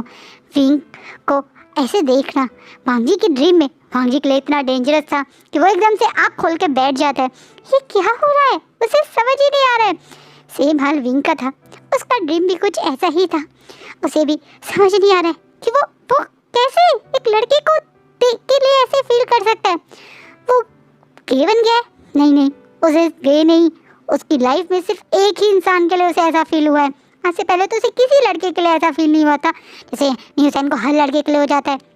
ये तो सिर्फ लंजा है, कहीं ना कहीं वो सिर्फ लंजा की वजह से ऐसा बन गया। उसे ये भी रियलाइज़ होता है ये दोनों अपनी फीलिंग्स को लेके इतना डर जाते हैं कि पूरा वीक एक दूसरे के सामने नहीं आते हैं। विंग वांग जी को लेने उसके घर नहीं आ रहा है, ये देखकर लायंस भी थोड़ा परेशान हो जाते हैं। वहीं वांग जी मन में विश कर रहा है थैंक गॉड विंग नहीं आ रहा है, क्योंकि वो भी अपनी फीलिंग्स को समझना चाहता है। ये दोनों ही एक दूसरे को अवॉइड कर रहे हैं। विंग को लग रहा है वांग जी उसे अवॉइड कर रहा है और वांग जी को लग रहा है विंग उसे अवॉइड कर रहा है, पर अब असलियत में ये दोनों ही एक दूसरे को अवॉइड कर रहे हैं। कहीं ना कहीं 1 हफ्ते बाद सॉन्गलैंड की क्लास की जब दोबारा बारी आती है तो विंग इस बार वांग जी को कैसे फ़ोन करे समझ नहीं पा रहा है। वांग जी भी विंग फ़ोन करेगा या नहीं करेगा इसी सोच में है। पर इस 1 वीक में कहीं ना कहीं एक इंसान का दिमाग तो अब पूरी तरह से क्लियर हो चुका है, जो कोई और नहीं बल्कि लांग वांग जी है। वांग जी समझ चुका है विंग के लिए उसके दिल में कौन सी फीलिंग आ गई है। वो समझ चुका है कि वो विंग के लिए अब बहुत ज़्यादा सोचने लगा है, इतना कि अब शायद विंग के बिना रहना उसके लिए पॉसिबल नहीं होगा। ये उसका पहला ट्रू लव है, उसका पहला प्यार जो उसकी कॉलेज लाइफ में विंग के थ्रू उसे फील हुआ है। विंग की हर चीज़ आज उसे याद आती है। विंग का सुबह ही उसे लेने आना, विंग के साथ वो बाइक राइड, विंग का हंसी मजाक करते हुए उसके साथ पूरा दिन चटर पटर करना, वांग जी का विंग का मॉडल बनना, ये सब वांग जी के 1 वीक की मेमोरीज में उसे अच्छे से क्लियर कर गया कि विंग उसकी लाइफ में बहुत स्पेशल है। वहीं विंग का हाल तो बेहाल है, उसे तो अपनी फीलिंग्स से ही फाइट की हो रही है। वो तो लड़कियों में अट्रैक्टिव था ना, उसकी तो कितनी गर्लफ्रेंड्स भी थी। हाँ वो किसी के साथ फिजिकल नहीं हुआ, बट वो था तो लड़कियों में ही ना अट्रैक्टेड। तो ये अचानक से एक लड़के ने आके उसकी पूरी दुनिया कैसे हिला दी। वो एक लड़की के लिए ऐसी कैसी फीलिंग्स ला सकता है। वो बेचारा यही बातें सोच के सॉन्गलैंड को और वांग जी को मैं एक साथ मैसेज कर देता है कि आज वो क्लास में नहीं आ सकता, उसे किसी और इम्पोर्टेंट काम में जाना है। कहीं ना कहीं उसका इम्पोर्टेंट काम था ड्रिंक करना। आज वो नी हुसैन और जांगचा के साथ ड्रिंक करने की सोचता है। जैसे ही वांग जी को आज अवॉइड करके विंग नीसेन और जांगचन के पास पहुंचता है तो नीसेन घुसते ही उसे पहले ही यही डायलॉग मारता है, फाइनली हमारे दोस्त के पास हमारे लिए टाइम निकल ही गया, वरना मुझे तो लगा था तुमने हम दोनों को अबैंडन कर दिया और अब तो तुम अब उस लांग वांग जी के ही बेस्ट फ्रेंड बन गए हो। तुम्हें याद है जिनचा लास्ट टाइम कब इसने हमारे साथ ऐसे मस्ती की थी? नीसेन विंग को बार बार छेड़ रहा है पर विंग कुछ ना रिएक्ट करके बस अपने हाथ में एक बियर की केन ले हुए बैठा है। वहीं जांगचा जो विंग के फेस को देख रहा है वो एकदम सीरियस वॉइस में बोलता है, क्या हुआ है तुझे? जिस चीज़ से विंग नज़र उठा के जांगचन को देखता है जो उसे बहुत सीरियस फेस से देख रहा है। जिसे विंग टॉपिक चेंज करते हुए हंसते हुए बोलता है, कुछ नहीं, बस इसकी बोरिंग बात को अवॉइड करने की कोशिश कर रहा हूँ। इस बात पे अब नीसेन तो यही सोचता है कि विंग जानबूझ के ऐसा नाटक कर रहा था, लेकिन जांगचन जो अपने दोस्त जैसे बेस्ट भाई को बहुत अच्छे से जानता है एकदम से बोलता है, तुझे पता है ना कि मैं तेरे को बचपन से जब पहचान सकता हूँ। नीसेन तो हमारी लाइफ में अभी कुछ साल पहले आया था, लेकिन मैं और तू एक दूसरे के साथ बचपन में से हैं, इसलिए मेरे सामने ये नाटक मत कर। पता क्यों परेशान है तू? अब नीसेन भी बात की सीरियसनेस को देखकर विंग को देखता है जो सचमुच में कुछ अपसेट, कुछ डिस्टर्ब लग रहा है। अब वो भी एकदम से विंग के कंधे पे हाथ रख के बोलता है, क्या हुआ है वीर ब्रदर? आज आप सचमुच में कुछ परेशान लग रहे हैं, क्या हुआ है? आप हमें बता सकते हैं? अब नीसेन भी विंग को छेड़ने की जगह एकदम सीरियसनेस में विंग से ही पूछता है तो विंग एकदम सीरियस होकर बोलता है, पता नहीं, मुझे यही तो नहीं पता मुझे हुआ क्या है, बस मैं खुद को ही नहीं समझ पा रहा हूँ। मैं चाहता हूँ कि मैं उसके साथ बिल्कुल ना रहूँ, उसके साथ रहता हूँ तो मुझे अजीब सा फील होता है और जब वो मेरे पास नहीं होता है तो भी मुझे अजीब फील होता है। मैं आज उसके पास होता, आज हम दोनों एक साथ टाइम स्पेंड करते, मेरा दिमाग मुझे ये याद दिला रहा है और दूसरी तरफ मुझे इसके साथ नहीं होना चाहिए, मेरा दिमाग मुझे ये भी याद दिला रहा है। मैं पागल हो गया हूँ जांगचा, मुझे कुछ समझ नहीं आ रहा है, जैसे मेरा दिमाग, मेरा दिल, मेरी बॉडी मुझे जैसे टॉर्चर कर रही है। विंग अब खुद को परेशान करता हुआ अपने ही बालों को नोचता हुआ गुस्से में स्किन को नीचे फेंक देता है, जिससे अब जांगचा और नीसेन एक दूसरे की तरफ देखते हैं और जोर जोर से चीख चीख के हंसने लगते हैं, जिससे विंग शॉक हो जाता है। अभी तो मामला इतना सीरियस था और अभी ये दोनों इतनी जोर जोर से हंस रहे हैं। इस बात पे अब नीसेन जांगचा के हाथ पे हाथ मारता है और बोलता है, मैंने कहा था ना, मैंने तुझसे कहा था, तू मेरी बात ही नहीं मान रहा था। ये लांग वांग जी एक ऐसा मैजिकल वेपन है कि जिसके पास जाए उसे कुछ ना कुछ भयानक बीमारी तो लगा ही दे। देखा, हमारे प्यारे से वीर ब्रदर को प्यार की बीमारी लगा दी। इस चीज़ से विंग शॉक में नीसेन को देखने लगता है, और नहीं तो क्या, तुझे अब तक ये समझ नहीं आया कि तू जिससे भागने की कोशिश कर रहा है वो तेरी ही फीलिंग्स हैं। जिस चीज़ से तू स्ट्रगल कर रहा है वो प्यार है जो तेरे दिल में आ गया है हम लांग वांग जी के लिए। अब जांगचा नीसेन के साथ हंसते हुए विंग को जब ये बात बोलता है तो विंग शॉक में उन दोनों को देखता है, अब एकदम से गुस्से में खड़े होकर बोलता है, तुम दोनों पागल हो गए हो। मैं एक लड़का हूँ और मैं गे नहीं हूँ, वो तो ये न्यूज़ आ रहा है ना जांगचा, मैं ऐसे कैसे किसी लड़के को प्यार कर सकता हूँ? तो प्रॉब्लम ये है, तुझे प्यार से नहीं बल्कि अपनी ही सेक्सुअलिटी से प्रॉब्लम है। अब हमें समझ में आया। अब एकदम से नीसेन खड़े होकर बोलता है, वी ब्रदर, जब मुझे पता चला था ना कि मैं गे हूँ तो मैं बहुत ज़्यादा परेशान हो गया था, बिल्कुल आपकी तरह।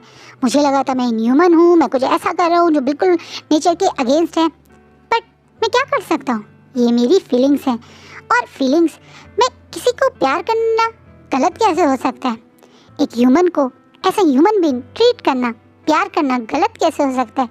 जेंडर के ऊपर प्यार जेंडर के ऊपर होता है ब्रदर, और अगर आपको सेम जेंडर से प्यार है तो ये गलत नहीं है। उस इंसान की अच्छाई, उस इंसान की सच्चाई से आपको प्यार है तो ये गलत नहीं है।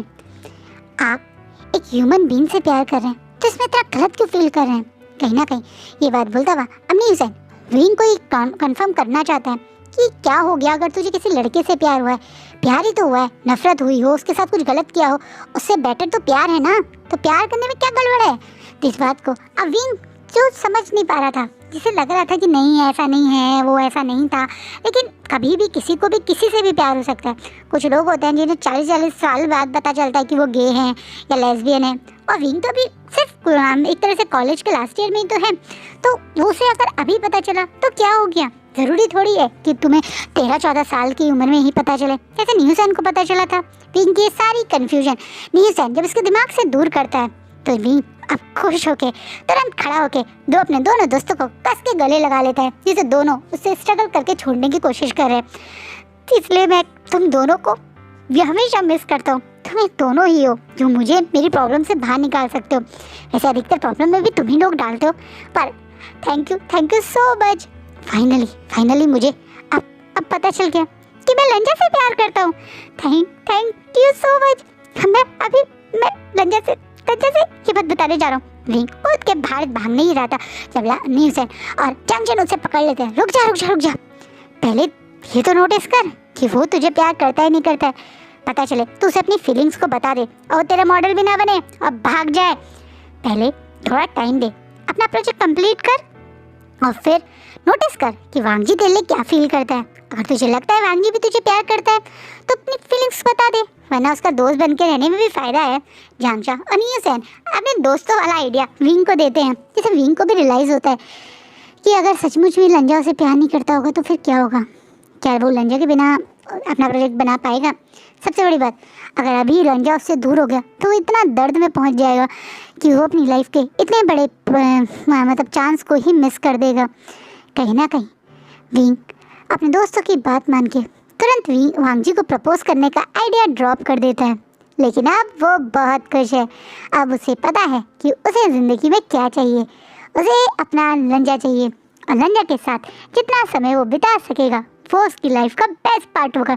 यही सोच के विंग अगले दिन मॉर्निंग में संडे को फिर से सॉन्गलैंड को और लंजा को मैसेज कर देता है कि आज वो क्लास ज़रूर करेगा। वो वांगजी को लेने फिर से अपनी बाइक के साथ वांगजी के घर पहुंच जाता है। जब वांगजी विंग को देखकर बहुत बड़ी स्माइल के साथ घर से बाहर निकलता है, वहीं लायन फैमिली वांगजी को ऐसे खुश होकर विंग के साथ जाता देखकर डबल खुश है, क्योंकि उन्हें पता है पिछले 1 वीक से वांगजी कितना परेशान था। पिछले 1 वीक से वांगजी डेली मॉर्निंग में होप करता था शायद विंग उसे लेने आएगा, और फिर जब वो नहीं आता था तो फिर से अपने सड़े हुए चेहरे के साथ अकेले ही कॉलेज जा रहा था। कहीं ना कहीं लायन फैमिली तो बहुत खुश है कि विंग और वांगजी फिर से दोस्त बन गए, और कहीं ना कहीं दोस्त से ज़्यादा भी हैं। उन्हें ये भी पता है, पर वो ओके है, क्योंकि अगर वांगजी खुश तो वो डबल खुश। नहीं, वांगजी और विंग फिर से सॉन्गलैंड की क्लास में पहुंचते हैं।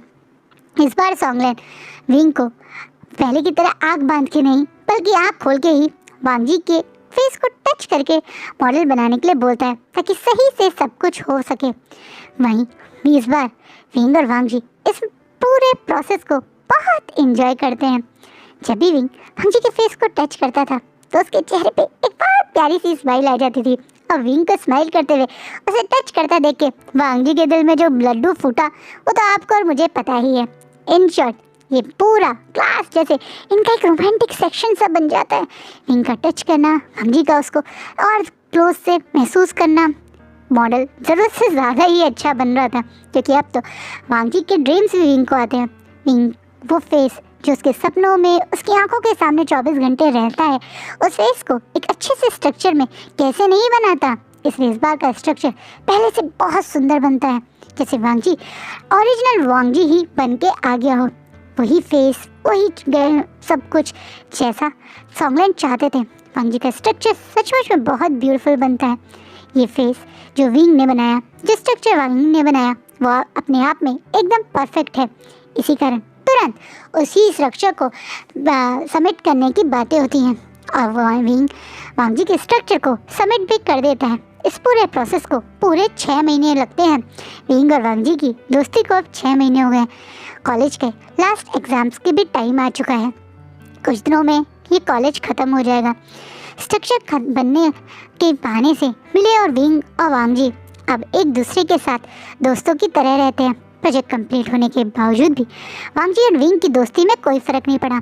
अब वो सैटरडे संडे क्लासेस के लिए नहीं बल्कि दोस्ती में घूमने के लिए मिलते हैं। कभी लाइब्रेरी कैफ़े चले गए तो कभी विंग के साथ हाइकिंग पे ही चले जाते हैं।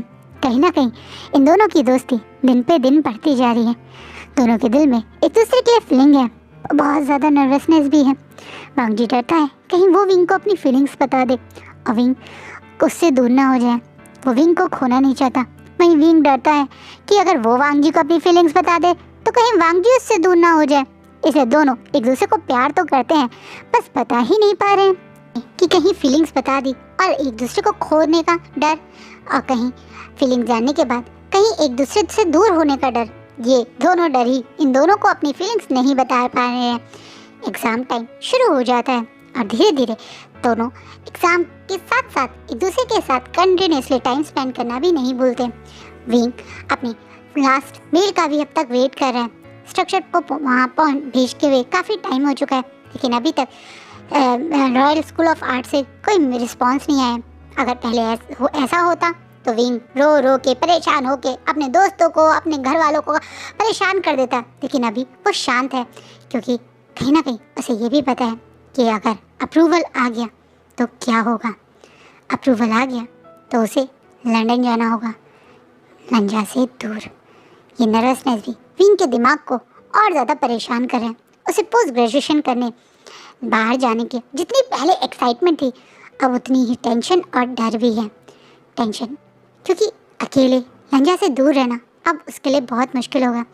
कहीं लंजा से वो दूर हो गया और लंजा से भूल गया तो अभी तो उनकी नई नई दोस्ती हुई थी, अभी तो वो अपनी फीलिंग्स को समझ पाया था। और अगर अभी वो लंजा से दूर हो गया तो लंजा और वो कैसे ही खो पाएंगे। विंग जो अब लंजा के साथ पूरी ज़िंदगी स्पेंड करने की बातें सोचने लगा है, उसके लिए अब लंजा से दूर होना तो जैसे एक बहुत टेंशन की बात है। एग्ज़ाम अच्छे जाते हैं। एग्ज़ाम के टाइम पे सब लोग अपने ही अपने काम में मगन हो जाते हैं। थोड़ा सा प्यार से भी ध्यान हट जाता है क्योंकि करियर के सामने प्यार इम्पॉर्टेंट है पर करियर भी तो इम्पॉर्टेंट है। इसलिए कहीं ना कहीं सब लोग एग्ज़ाम में बहुत मगन रहते हैं। इस एग्ज़ाम टाइम में विंग और वांगजी डेली की तरह मिलते नहीं, बट हाँ मैसेज करना, सुबह शाम को ड्रॉप और पिक करना, वो वाला काम बीच बीच में चलता रहता है। लेकिन हाँ जिस दिन वांगजी का एग्ज़ाम है उस दिन विंग का एग्ज़ाम नहीं होता तो वांगजी अकेले कॉलेज चला जाता है। जिस दिन विंग का एग्ज़ाम होता है वांगजी का ना हो तो वो सेम चीज़, विंग अकेले कॉलेज चला जाता है। ये भी चलता रहता है। फाइनली जिस चीज़ के बारे में विंग पहले बहुत एक्साइटेड था, अब वही चीज़ हो भी रही है। लेकिन इस बार विंग खुश नहीं है। ये मेल जो आज उसे मॉर्निंग में मिली, उस चीज़ से विंग पता नहीं क्यों खुश नहीं है। वहीं उसके घर वाले तो बहुत खुश है।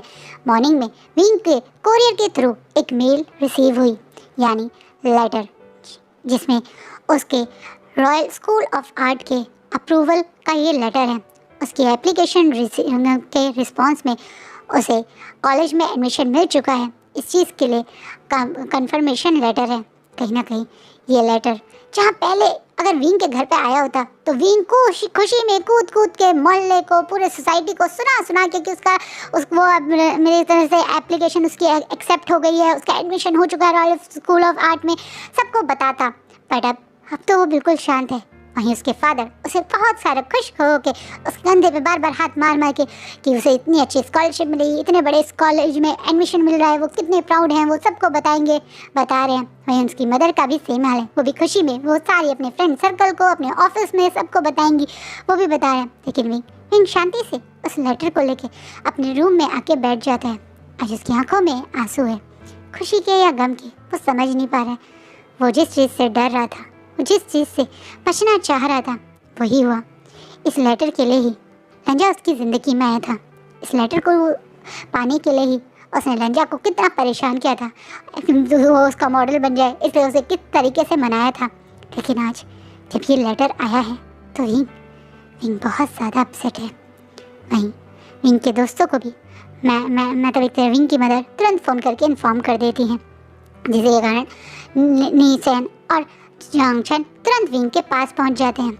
विंग जिसे लगा था कि वो जब ये खबर आएगी तो सबको पे खुद फ़ोन कर करके बुलाएगा, अरे उसके पास जब उसके दोस्त आते हैं तो वो इमोशनल होके वहाँ जांगचन को देखने लगता है। मैं जांगचन पहले स्माइल करता था, विंग के बिल्कुल पास बैठ के उसके कंधे पे हाथ रख के कहता है, कंग्रेचुलेशन मेरे भाई, फाइनली तुझे जो चाहिए था वो मिल गया।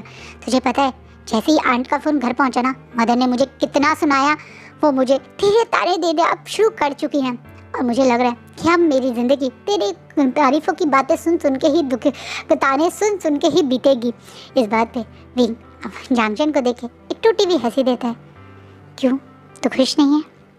तुझे तो आज बहुत खुश होना चाहिए था। नीसेन को नीचे देख, तुझसे ज़्यादा कूद कूद के सबको बता रहा है कि विंग का ड्रीम कंप्लीट हो गया। उसे पता था उसने अब तेरी मदर और तेरे फादर के कितने कान खा रखे हैं, पर तू क्यों नहीं खुश है? जांगचन एकदम सीरियस होकर जब विंग से बोलता है तो विंग बोलता है, मुझे चैनल से छोड़ के नहीं जाना, मुझे तुम लोगों से दूर नहीं जाना। चल झूठा, तुझे लग रहा है कि तेरी बातों में मैं आ जाऊंगा? तुझे मुझसे दूर नहीं जाना या हम सब से दूर नहीं जाने के दुख है, तुझे अपने प्यार से दूर जाने का दुख है। तेरा पहला प्यार, वो फीलिंग जो तेरे दिमाग में पूरे टाइम घूमती रहती है, उस फीलिंग की वजह से ही तो परेशान है ना? पता नहीं जांगचन, मैं ये कैसे कैसे करूं? एक साइड में खुश होना चाहता हूँ, फाइनली मेरा ड्रीम कंप्लीट हो रहा है, वहीं दूसरी तरफ मुझे लज्जा से दूर होने का डर लग रहा है। लज्जा मुझे भूल गया तो, कहीं मैं उससे दूर हुआ और वो किसी और के साथ रिलेशनशिप में आ गया तो, उसने मुझसे बात करनी बंद कर दी तो मैं कैसे सर्वाइव करूँगा? मैं लज्जा को कैसे किसी और के साथ देख पाऊँगा? तुझे कैसे पता लज्जा गे है? क्या पता वो गे ना हो तो अपनी फीलिंग्स के कारण अपने करियर को बर्बाद कर देगा क्या? देख भाई, मैं जानता हूँ प्यार बहुत स्पेशल होता है, मैं ये भी जानता हूँ तेरी ज़िंदगी में वांगजी के लिए जो फीलिंग्स आई हैं वो बहुत स्पेशल है, पर भाई वो तेरी ज़िंदगी नहीं है। देख, तुझे अपने करियर के आगे इतना बड़ा फैसला नहीं लेना चाहिए। एज अ ब्रदर मैं तुझे यही सजेस्ट करूँगा कि तू इस ऑफ़र लेटर को एक्सेप्ट कर और अपनी ज़िंदगी में आगे बढ़ने की सोच। तो क्या मैं अपने प्यार पे गिव अप कर दूँ?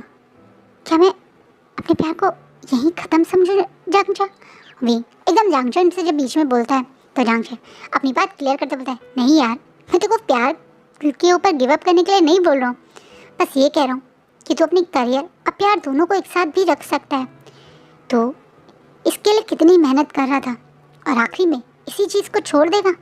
क्या ये चीज़, अगर कोई तुझे सच्चा प्यार करता होगा वो ये देखकर खुश होगा? नहीं। तो इस ऑफर लेटर को एक्सेप्ट कर और अपनी फीलिंग्स अब वांगजी को ज़रूर बता। एक बार अपनी फीलिंग्स उसको क्लियर कर दे ताकि तू भी अपनी फीलिंग्स से आगे बढ़ पाए। नीसेन और जांगचन को पता नहीं क्यों ऐसा लगता है कि विंग तो शायद वांगजी को प्यार करता है, लेकिन शायद वांगजी विंग को नहीं करता है, क्योंकि वो दोनों विंग के तो क्लोज हैं लेकिन वांगजी के क्लोज नहीं हैं। इसलिए एज अ फ्रेंड वो क्यों चाहेंगे कि उनका दोस्त किसी और के चक्कर में अपना करियर ख़राब करे? इसलिए जांगचन विंग को ये सजेशन दे रहे हैं। विंग जांगचन की सजेशन के बाद मन में डिसाइड करता है कि वो लास्ट डे ऑफ कॉलेज, यानी जिस दिन उनका वो अवार्ड शो है जहाँ विंग को पता है कि वांगजी को बेस्ट स्टूडेंट का अवार्ड मिलेगा, उसके बाद वो वांगजी को अपनी फीलिंग्स का इजहार करेगा। वो ये भी जानता है कि शायद इसके बाद ही उसे सही से डिसीजन ले पाएगा। इसी कारण वो यही सोचकर अब इस लेटर के साथ घर से निकल जाता है। वो लेटर लेके वांगजी के घर के बिल्कुल सामने आ जाता है, जहाँ उसके आने की खबर उससे पहले ही उसकी बाइक घर वालों को दे ही देती है। इसलिए सबसे पहले तो मैडम लैनी डोर खोल के अपने दोनों हाथ खोल के कंग्रेचुलेशन करके शोर मचा के विंग को गले लगा लेती है, जिसे विंग को शौक लगता है। पर उसे याद आता है कि उसकी मदर की फ्रेंड सर्कल में मैडम लैन भी है, तो ज़रूर मैडम लैन तक उसकी मदर ने खबर पहुंचा दी होगी। वहीं विंग खुशी से मैडम लैन के गले लग के दूर हो ही था जब पीछे से वांगजी और लान शिचैन भी विंग के लिए खुशी में क्लैप करते हुए कंग्रेचुलेशन सॉन्ग गाते हुए आ जाते हैं, जिसे विंग स्माइल करके देखता है। विंग वांगजी को देख रहा है जो कितना खुश है उसकी सक्सेस पे, उसके उस ड्रीम को कंप्लीट होने पे, जिसके बारे में विंग ने सबसे ज़्यादा शायद वांगजी को ही सुनाया होगा। वहीं वांगजी खुशी से विंग को अपनी मदर के सामने ही हाथ पकड़ के अपने रूम में ले जाता है, जिसके बाद वांगजी स्माइल करता हुआ विंग को अपने रूम में ले जाते हुए अब रूम का डोर जैसे ही विंग खोलता है तो देखता है कि कैसे वांगजी ने एक छोटी सी सेलिब्रेशन के लिए रूम को डेकोर किया है।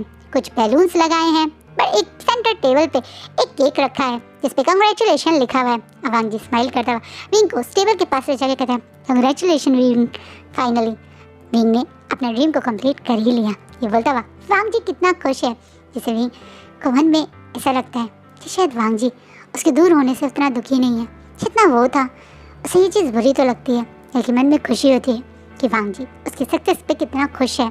इसलिए वो केक को काट के वांग जी को खिलाता है। वांग जी उस केक को खाते ही खुशी से अपना थम्स अप करके विंग से वो केक लेके नीचे सबको बांटने के लिए ले जाता है।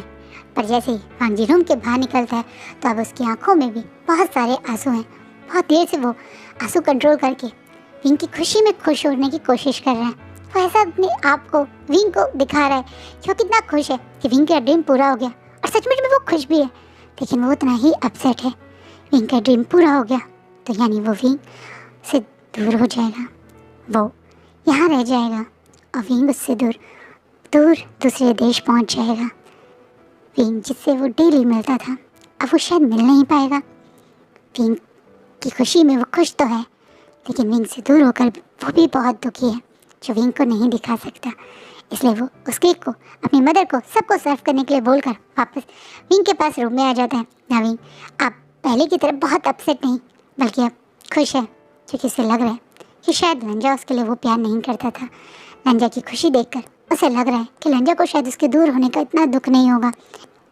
कहीं ना कहीं इस चीज़ का उसे भी दुख है, लेकिन वो दिखा नहीं रहा है। ये दोनों अपनी फीलिंग्स को छुपा रहे हैं, खुशी में खुश होने की, विंग के ड्रीम पूरे होने की खुशी बना रहे हैं। कहीं ना कहीं विंग अब वांग जी से कैसे वो अब सब कुछ प्लान करेगा बताता है, कैसे उसके फादर कुछ लोन भी लेंगे, क्योंकि 80% स्कॉलरशिप के बाद भी उसकी फैमिली बहुत रिच नहीं है जो उसका बाहर रहने का खर्चा भी उठा सके और वो करे। पर वो अपने पेरेंट्स को परेशान नहीं करेगा, वहाँ जाके वो कैसे पार्ट टाइम जॉब्स भी सर्च करेगा। उसने काफ़ी सारे जो ऑलरेडी चाइनीज़ स्टूडेंट वहाँ बाहर रह रहे हैं लंदन में, उनके ग्रुप्स के बारे में भी पता करके फेसबुक पे और इंस्टा पे उनके साथ कनेक्ट होने की कोशिश करी है, ताकि बाहर जाके उसे पता चले मतलब वो क्या ड्रीम कर रहा है या क्या सब कुछ प्लान करेगा। उन चीज़ों के बारे में वांग जी से बात करा, जब वांग जी भी उसके खुशी में हेल्प करता हुआ उसके साथ कैसे कैसे उसे क्या करना चाहिए हेल्प करने की बातें कर रहा है। उसके साथ वीज़ा का ऑफिस खुद जाएगा के बारे में भी सजेस्ट करता है। वहीं ये दोनों एक दूसरे को प्यार तो करते हैं, पर एक दूसरे की फीलिंग्स ना बता के आगे बढ़ रहे हैं।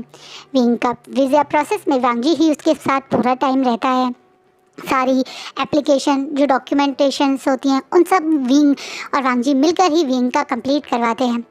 फाइनल डे ऑफ कॉलेज भी आ ही जाता है। जितना खुश विंग की ऑफर लेटर मिलने के बाद वांग जी था, अब विंग उससे डबल ट्रिपल ज़्यादा खुश है। उस सबके सामने वांग जी को बेस्ट स्टूडेंट मिलेगा कॉलेज का, उसका अवार्ड के बाद वो कैसे सेलिब्रेट करेंगे, कैसे सरप्राइज पार्टी करेंगे, उन चीज़ों में लगा हुआ है।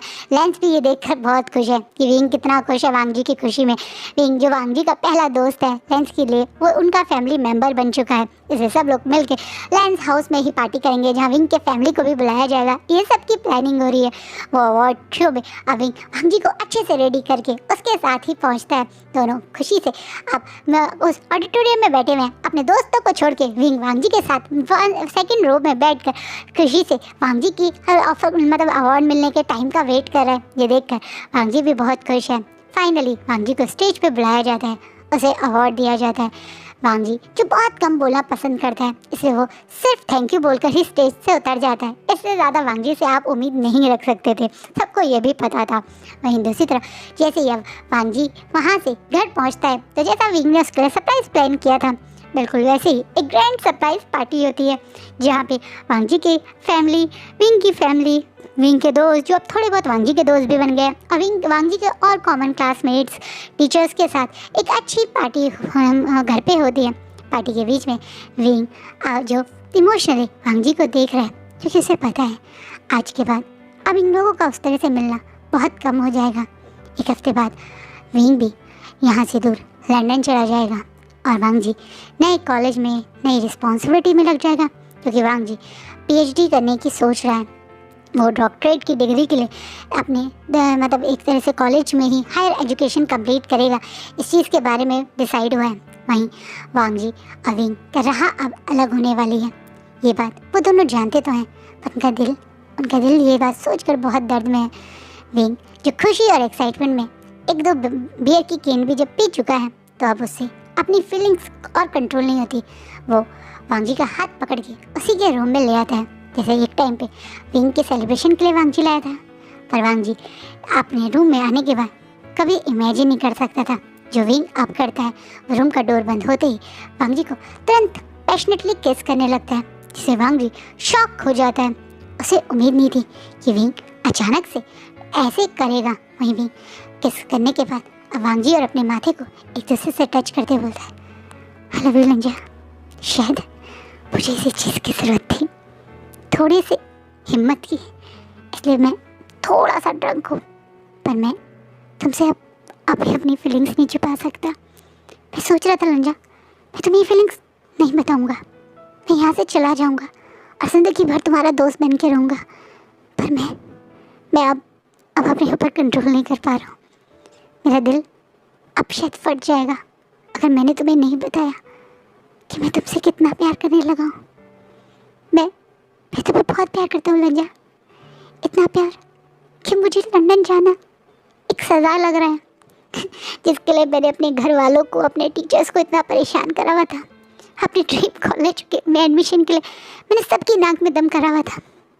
आज वहाँ जाना मुझे एक पनिशमेंट लग रही है, क्योंकि मुझे तुम्हारे साथ रहना है, यहाँ तुम्हारे पास। ये बोलता हुआ भी अब रोता हुआ वांग जी से 2 कदम पीछे होने की कोशिश करता है। वांग जी तुरंत उसकी कमर में हाथ डाल के बिल्कुल उसे अपने गले से लगा देता है, जिससे विंग शॉक हो जाता है। वांग जी रोते हुए विंग को कस के गले लगाए रखता है और थोड़ी देर कोशिश करता है कि कहीं ये विंग का सिर्फ ड्रिंक करके ऐसी कोई फीलिंग्स तो नहीं है, ये सच तो है।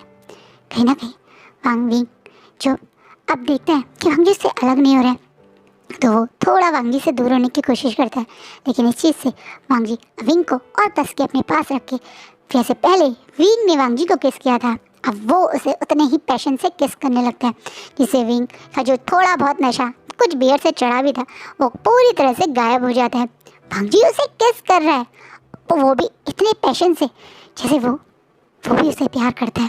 ये किस शायद वांग जी यही प्रूव करने के लिए कर रहा था, जो विंग को अब प्रूव भी हो जाता है। अब विंग और वांग जी जब एक दूसरे से अलग होते हैं तो दोनों ज़ोर ज़ोर से सांसें ले रहे हैं। ज़ोर ज़ोर से सांसें लेता भाई Wang ji I love you too Wing अपनी फीलिंग्स बोल देता है। वांग जी बहुत ज़्यादा बोलने वालों में से तो नहीं है, लेकिन हाँ वो विंग को प्यार करता है, ये बात अब वो भी अपने दिल में नहीं रख सकता, इसलिए वो भी फाइनल बोलता है आई love you so much wing, मैं भी तुम्हें बहुत प्यार करता हूँ। मैं भी बहुत हिम्मत कर रहा था कि मैं तुम्हारी खुशी में खुश हो पाऊँ, पर मुझे भी अब उतना ही दर्द हो रहा है तुम्हारे लंदन जाने से, तो मैं तुम्हें नहीं चाहता। विंग जैसे ही ये बोलता है तो वांग जी थोड़ा हंसते हुए विंग के प्यारे से फेस को अपने दोनों हाथों से पकड़ के एकदम से बोलता है नहीं, तुम ऐसा कुछ नहीं करोगे, अगर तुम ऐसा करोगे तो मुझे और ज़्यादा दुख होगा। मैंने अपनी फीलिंग्स इसीलिए संभाल के रखी थी क्योंकि मैं जानता था कि अगर मैं जो सोच रहा हूँ वो सच निकला, अगर तुम मुझे भी प्यार करते होंगे तो तुम अपनी ड्रीम को हमारे प्यार के लिए पीछे छोड़ दोगे, जो मैं बिल्कुल नहीं चाहता था। विंग मैं चाहता हूँ कि तुम लंदन जाओ, पर हाँ मैं तुम्हारा इंतज़ार ज़रूर करूँगा। आई लव यू विंग, बट प्यार और करियर एक साथ भी हम चला सकते हैं। मेरा सपना चाइना में रह के पूरा होगा तो मेरे विंग का सपना वहाँ लंदन में पूरा होगा, यही मैं चाहता हूँ। विंग अब वांग जी को और पैशनेटली किस करने लगता है। वांग जी उसे प्यार करता है, इसे भी आज पता चल गया, और ये भी कि उसके लिए अपने प्यार के साथ साथ विंग का करियर भी इम्पोर्टेंट है। कहीं ना कहीं ये दोनों समझदार मैच्योर लोग हैं, कोई टीनेजर वाला प्यार नहीं है जो कॉलेज की स्टार्टिंग में या एक तरह से कह दो स्कूल टाइम वाला होता है कि प्यार ही सब कुछ है वाले थॉट वाले। ये थोड़े प्रैक्टिकल लोग हैं, इन्हें असलियत पता है, प्यार सब कुछ होता है पर करियर भी ज़रूरी है। एक तो सक्सेसफुल लोग प्यार करेंगे तो ज़्यादा सक्सेसफुल रहेगा, या ड्रीम व्रीम छोड़ के यहाँ रह जाएगा विंग और बाद में किसी वजह से वो दोनों अलग हो गए तो विंग को ज़िंदगी भर इस चीज़ पे मतलब रिग्रेट फील होगा कि मैं कुछ कर सकता था पर मैं नहीं कर पाया। वो वांग जी नहीं चाहता। ये दोनों इसीलिए अपने प्यार की फीलिंग्स को बाद यही डिसाइड करते हैं कि ये दोनों अलग अलग रहेंगे। वैसे एक हफ्ता है अभी विंग के जाने का, इसलिए इस एक हफ्ते में दोनों एक दूसरे के साथ बहुत प्यारा टाइम स्पेंड करते हैं, एक दूसरे को पैशनेटली किस भी करते रहते हैं, एक दूसरे के साथ टाइम स्पेंड करने का कोई मौका नहीं छोड़ते। विंग की सारी पैकिंग वांग जी ही उसके घर में रह के करता है। कहीं ना कहीं वांग जी की विंग का बॉयफ्रेंड है, ये बात विंग की फैमिली को झटका तो देती है, लेकिन वो लोग भी विंग की खुशी के लिए एक्सेप्ट कर लेते हैं। वहीं वांग जी की फैमिली को तो पहले दिन से पता था कि विंग और वांग जी फ्यूचर में एक रिलेशनशिप में आने वाले होंगे, तो लैन तो बहुत खुश है। लेकिन हाँ, मैडम लैन बहुत दुखी है क्योंकि लंदन जा रहा है, अब वो विंग को कैसे रोज मिलेंगी। यहाँ तक कि चार्ल्स से ज़्यादा तो मैडम लैन रो रो के विंग के लिए होममेड फूड बना बना के पैक कर रही है। विंग भूखा रहेगा, कैसे रहेगा, अब उन्हें टेंशन है। वहीं चार्ल्स ये मैडम लैन की हरकत देखकर कुछ ज़्यादा रिएक्ट नहीं कर पाती हैं। फाइनली विंग के जाने का दिन आ जाता है। दोनों एक दूसरे के साथ लॉन्ग टर्म रिलेशनशिप में रहेंगे, दोनों डिसाइड करते हैं। विंग के लंदन जाने से वांग जी को बहुत बुरा तो लगता है। वो वापस आके काफ़ी देर तक रूम में बैठ के बहुत अपसेट भी होते हैं, लेकिन बाद में उसके अपने भाई और अपने एक तरह से मदर के साथ उस बात करने के बाद वो उसने जो डिसीजन लिया वो सही लिया, उसे रियलाइज़ भी होता है। जब एक तरह लांशी चैन और लांशी रैन उसकी बहुत तारीफ़ करते हैं कि उसने विंग को रोकने नहीं बल्कि विंग को लंदन जाने में जो सपोर्ट किया है। वहीं दूसरी तरफ विंग अकेला लंदन आके बहुत अपसेट होता है। उसे तो हर जगह लंजा ही याद आ रहा है। ये नई जगह उसे बिल्कुल एक्साइटमेंट नहीं फील करवा रही है। उसे तो आते ही होम सिकनेस होने लगी है। यहाँ पे सब कुछ अलग है, यहाँ लोग इंग्लिश में बात करते हैं, यहाँ रेसिज्म भी है, एशियंस लोगों को एक लोग अच्छी तरह से नहीं देखते हैं, वही मेंटलिटी कि उनके पास से सिक्के की स्मेल आएगी, ऐसी वाली बातें भी सुनता है। लेकिन इन सब चीज़ों के ऊपर उसे यहाँ रहकर अपना ड्रीम पूरे होने की फीलिंग भी आती है। बहुत कुछ यहाँ वो नया भी सीखता है। शुरुआत के 3 महीने बहुत स्ट्रगल करता है लंजा को याद करना और बाकी सबके साथ, बट बाद में जब वो सेटल होता है तो अब उसकी लाइफ काफ़ी ट्रैक पे आ गई है। यहाँ की टाइमिंग और चाइना की टाइमिंग में बहुत अंतर है, तो दोनों की ज़्यादा कॉल पे बात भी नहीं हो पाती है। लेकिन हाँ, मॉर्निंग और इवनिंग में अपनी पूरे दिन की बातें एक दूसरे से शेयर करने के लिए दोनों एक दूसरे को मेल या मैसेज करना नहीं भूलते हैं। इस लॉन्ग टर्म रिलेशनशिप को भी वो जानते हैं ये दोनों सरवाइव कर लेंगे। ये दूरियां भी इन दोनों के प्यार को कम नहीं होने देती। दूसरे से दूर रह के भी ये एक दूसरे के बहुत क्लोज हैं। हमेशा एक दूसरे के साथ टाइम स्पेंड करना थ्रू फोन वीडियो कॉल ये मिस नहीं करते। जब मौका मिलता है पूरे दिन में एक दूसरे को याद कर ही लेते हैं। दिल और दिमाग में तो एक दूसरे की याद रहती ही है। 2 साल में वांग जी विंग से मिलने लंदन नहीं जा पाया, तो वहीं विंग भी लंदन से चाइना नहीं आया, इसी सोच से कि वो अपने पेरेंट्स के पैसों को बचाएगा। टिकट्स में पैसे लगाने से अच्छा वो सक्सेसफुली अपनी डिग्री कंप्लीट कर कर ही चाइना आएगा। और फाइनली वो दिन आ ही जाता है। अपनी एजुकेशंस को पूरी करके अपनी डिग्री के साथ फाइनली विंग चाइना के लिए निकल चुका है। लंदन की फ्लाइट से बैठते ही उसने सबको बता दिया कि वो चाइना पहुंच जाएगा और उसके वेलकम के लिए उसके लव वन वहाँ पहुंच चुके हैं। एयरपोर्ट के बाद वांग जी, उस विंग के पेरेंट्स, वांग जी के पेरेंट्स और विंग के दोस्त सब लोग एक साथ वेलकम बैक करके बड़े से बैनर के साथ खड़े हैं, जिसे देखकर विंग के चेहरे पे एक बहुत प्यारी स्माइल आ जाती है। एयरपोर्ट से बाहर निकलने वाले लोग, आने वाले लोग भी इस क्रेजी फैमिली को देखकर बस हंस रहे हैं, पर वांग जी के चेहरे पे तो सबसे बड़ी स्माइल है। विंग इतने दिन बाद उसकी आंखों के सामने है। इस चीज़ को शब्दों में कैसे बता सकता है वो बेचारा, बस खुशी में ही बता रहा है।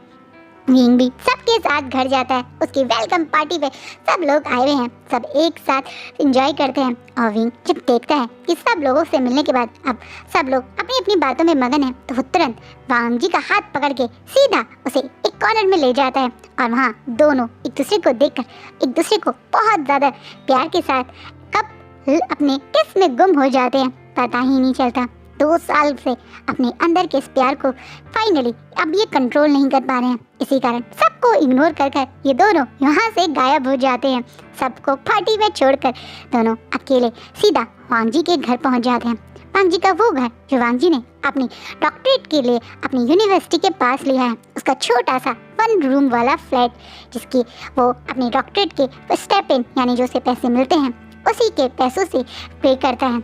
वांग जी का ये छोटा सा फ्लैट विंग और उसकी यादों से भरा हुआ है, जहाँ विंग की लगातार भेजी हुई सेल्फी को वांग जी ने प्रॉपर वॉल पे लगा रखा है। अपने इतने सारे फोटोग्राफ्स वांग जी के घर पे देखकर विंग और ज़्यादा इमोशनल हो जाता है। वो कूद के वांग जी की बाहों में आकर उसे और ज़्यादा पैशनेटली किस करने लगता है। 2 साल से इसी समय का तो इंतज़ार था इन दोनों को, जो आज ये दोनों अब करने के लिए बेताब हैं। एक दूसरे को अपना पूरी तरह से बनाने की इच्छा, एक दूसरे से दूर रहने की वो तड़प, अब ये दोनों उसी को अपनी किस से प्रूव कर रहे हैं। धीरे धीरे किस के साथ साथ रिश्ते में आगे बढ़ने का भी प्रोसेस चल रहा है। अब वांग जी ने विंग की बॉडी से सारे कपड़े रिमूव कर दिए, विंग को पता ही नहीं चलता है। सेम विंग भी करता है।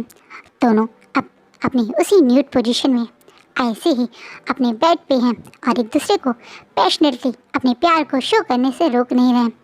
वांग जी और विंग एक दूसरे को पूरी तरह से एक्सप्लोर कर रहे हैं एंड फाइनली एक दूसरे को अपना बना चुके हैं। विंग और वांग जी के ये लव मेकिंग सिर्फ प्यार से भरी हुई थी। कोई कौन किसका टॉप है, कौन किसका बॉटम वाली रेस नहीं, बल्कि कौन एक दूसरे को कैसे प्यार करने से खुद को रोक ना पाए, उस चीज़ के कंपटीशन थे। दोनों एक दूसरे को खूब प्यार करने के बाद फाइनली थक के वहीं सो जाते हैं। अगले दिन मॉर्निंग में दोनों डिसाइड करते हैं कि विंग के लिए वो जल्दी आसपास में एक प्यारा सा स्टूडियो ओपन करेंगे।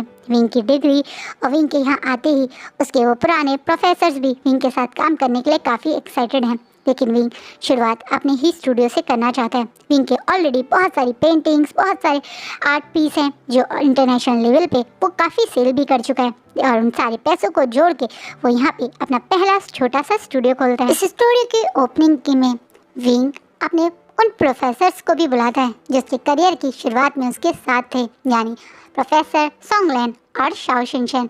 वो दोनों विंग के स्टूडियो की ओपनिंग में आके बहुत खुश होते हैं और अपने साथ विंग के लिए एक स्पेशल सरप्राइज भी लाते हैं, जहाँ विंग देखता है कि ये वांग जी का वो स्ट्रक्चर है जो विंग ने फर्स्ट टाइम बनाया था। इस स्ट्रक्चर को देखकर विंग के चेहरे पे एक बहुत प्यारी स्माइल आ जाती है। प्रोफेसर सोंगलैन ने ये अब तक विंग के लिए संभाल के रखा था और विंग के इस स्टूडियो के मेन शो पीस में उस चीज़ को रखा जाता है जहाँ से ये कहानी शुरू हुई थी। वही वांग जी का विंग के आर्ट प्रोजेक्ट का मॉडल बनने की स्टोरी, जहाँ अब इस मॉडल को देखकर विंग के चेहरे पे एक बहुत प्यारी हंसी है। विंग ये खुशी और एक्साइटमेंट में वांग जी को ही सबसे पहले दिखाने वाला था, इसलिए वो वांग जी को ढूंढते हुए जैसे ही जाता है तो देखता है जैसे वांग जी उसकी पूरी फैमिली के साथ अभी उसके स्टूडियो के अंदर एंट्री कर रहे हैं और एंट्री करते ही वांग जी सीधा अपने घुटनों पे आ जाता है, जहाँ विंग थोड़ा शॉक होता है। लेकिन अभी जितने भी लोग यहाँ हैं उनके चेहरे पे एक बहुत प्यारी स्माइल आ जाती है। विंग की फैमिली, फ्रेंड्स और उसके टीचर सब इस चीज़ के गवाह हैं कि वांग जी और विंग एक दूसरे से कितना प्यार करते हैं। आज ऑफिशियली वांग जी विंग को शादी के लिए प्रपोज करता है, जिसे विंग स्माइल करके तुरंत हाँ कर देता है। अब ये दोनों सिर्फ लवर नहीं बल्कि एक दूसरे के फियांसे बन चुके हैं। विंग वांग जी की ही फ्लैट में शिफ्ट भी हो चुका है। ये दोनों अपनी नई जिंदगी की शुरुआत में लग चुके हैं। बहुत जल्दी इनकी ऑफिशियली शादी भी होगी, चाइना में नहीं, चाइना के बाहर, क्योंकि चाइना में तो लीगली गे मैरिज अभी अलाउड नहीं है, लेकिन चाइना के बाद ये लोग ऑफिशियली शादी भी करेंगे। अपनी एक न्यू लाइफ के साथ ये दोनों आगे बढ़ रहे हैं और आज का फैन फिक्शन यहीं ख़त्म होता है। तो आपको कैसा लगा ये कॉलेज रोमांस, कमेंट में मुझे ज़रूर बताना। जो भी मुझे अपनी फीडबैक आप देना चाहें प्लीज़ कमेंट में फ्री होकर दिया कीजिए। सॉरी भी बोलने की ज़रूरत नहीं है। आपको जो लगता है कि हाँ ये कमी है, जैसे कुछ लोगों ने, मैंने बताया ना, आपने पहले मुझे बताया था कि आप रोमांस वाली चीज़ मिस कर रहे हैं, तो इस तरह की चीज़ें आप मुझे जब बताते हैं तो मुझे अच्छा लगता था कि मैं अगली स्टोरी में उसे इम्प्रूव कर सकूँ। तो फीडबैक वाला कमेंट किया कीजिए ताकि मुझे अपनी राइटिंग में इम्प्रूव करने में फ़ायदा हो। और अपना अपनी फैमिली का खूब ध्यान रखिएगा। Bye, take care.